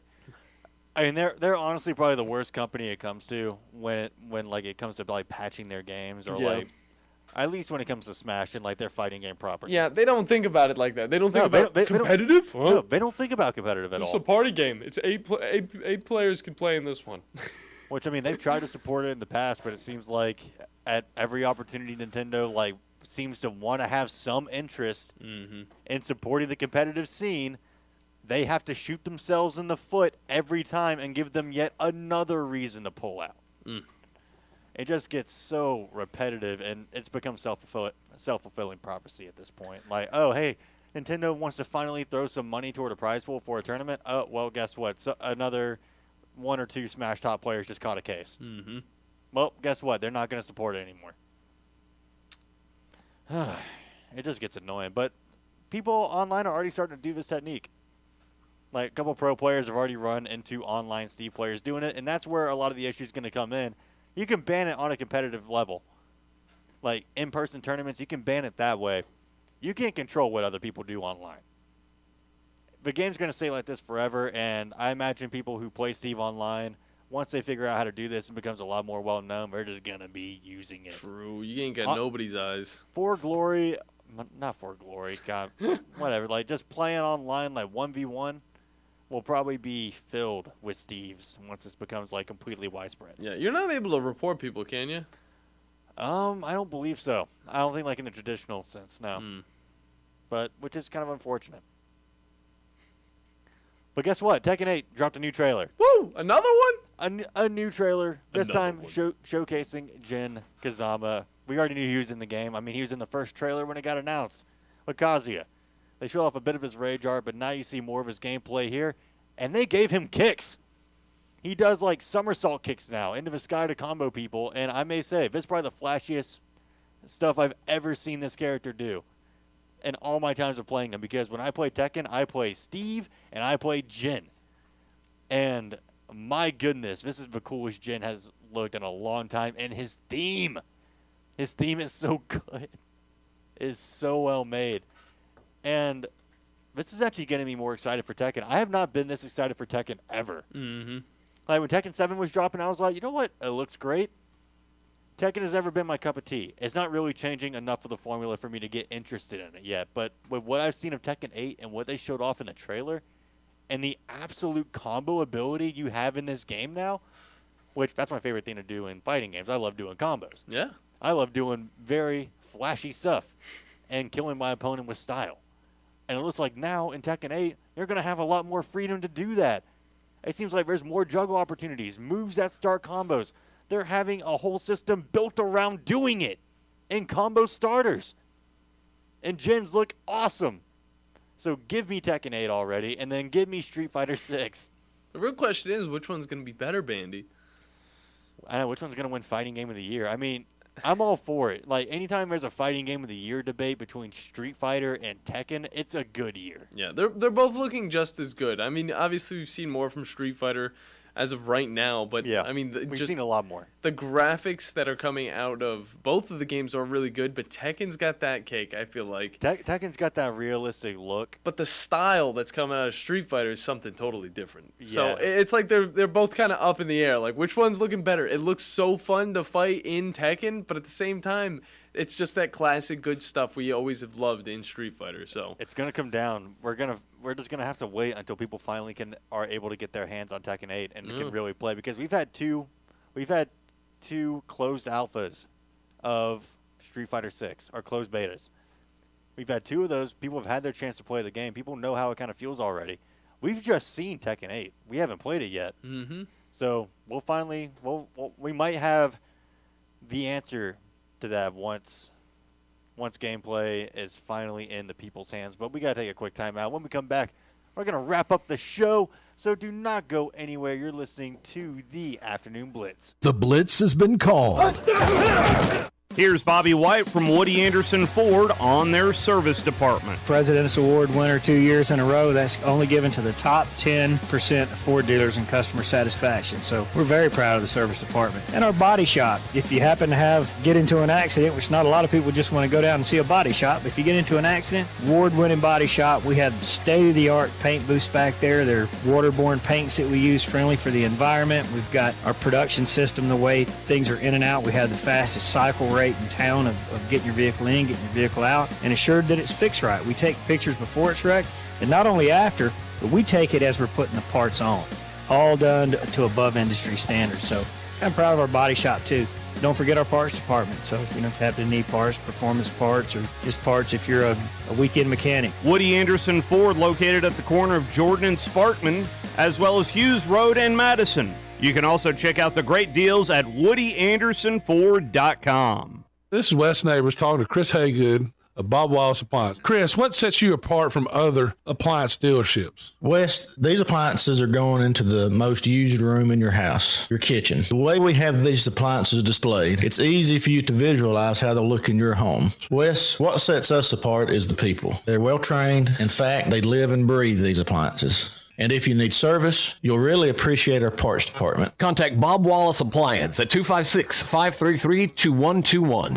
Great food and the best live entertainment is what it's all about at the Furniture Factory Bar and Grill. Head to downtown Huntsville every Tuesday for karaoke on the only outdoor karaoke stage in North Alabama. Thursday night is the Valley's longest running and biggest bike night. Food and drink specials, giveaways, and live music on the patio. And the Furniture Factory menu is fully loaded with options from steaks to salads, plus a whole lot more. Featuring a weekday happy hour that starts at 3. 619 Meridian Street, downtown Huntsville, and online at FurnitureFactoryBarGrill.com. Guys, when we were 20, we never had to worry about spontaneity. And now that we've gotten older, spontaneity has been replaced with pills and injections. We're just trying to keep that intimacy, but it's taken away from spontaneity. At Advanced Life Clinic, we now offer GainsWave, which uses sound waves to non-invasively treat this issue with no need for pills or injections. Just give us a call, 256-888-9367, or check us out online, advancedlifeclinic.com. This is Wes Neighbors with Philip with Eagle Insulation, and we have an announcement to make.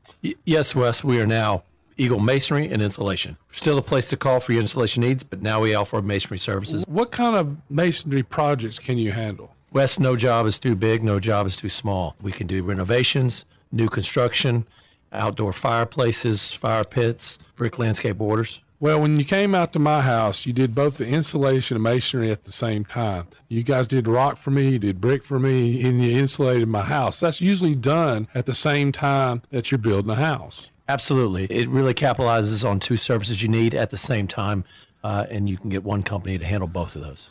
Philip with Eagle Insulation will come out, do your installation. He'll do your masonry. They do a great job. They guarantee your work. Check out more online at insulatedwitheagle.com and schedule your free examination today. 256-755-1556. Thanks, Wes.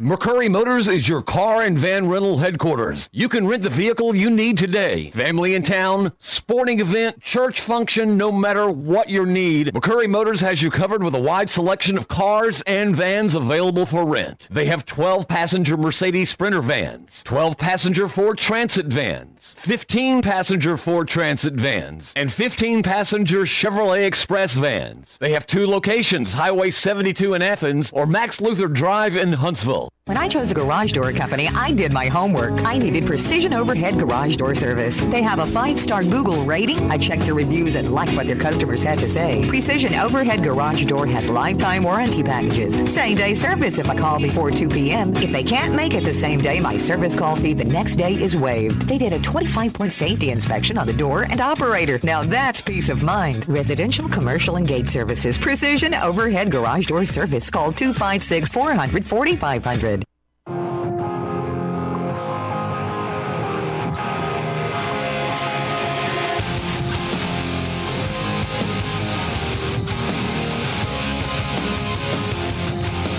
Welcome back in, everybody.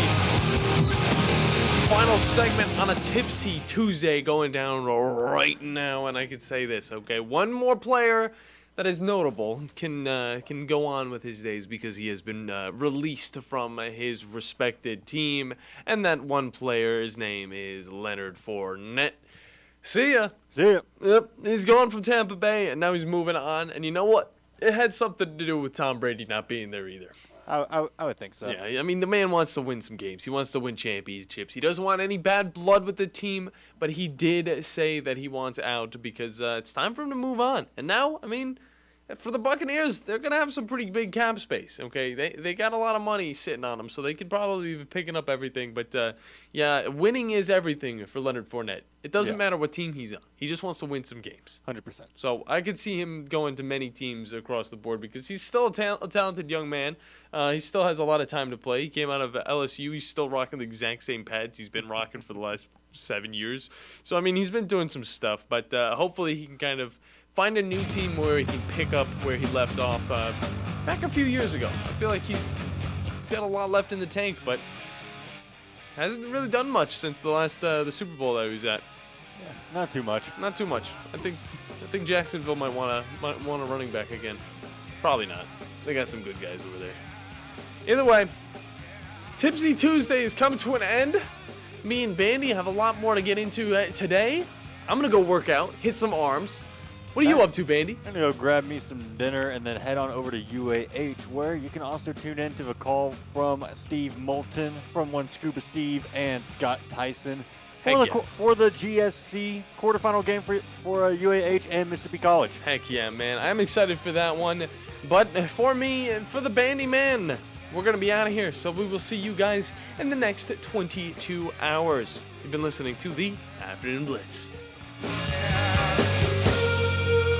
TOC Sports has been there for you. Now, you're probably asking yourself, what does that mean? It means for more than 20 years, Alabama's largest orthopedic group has been there providing coverage and care to more schools and student athletes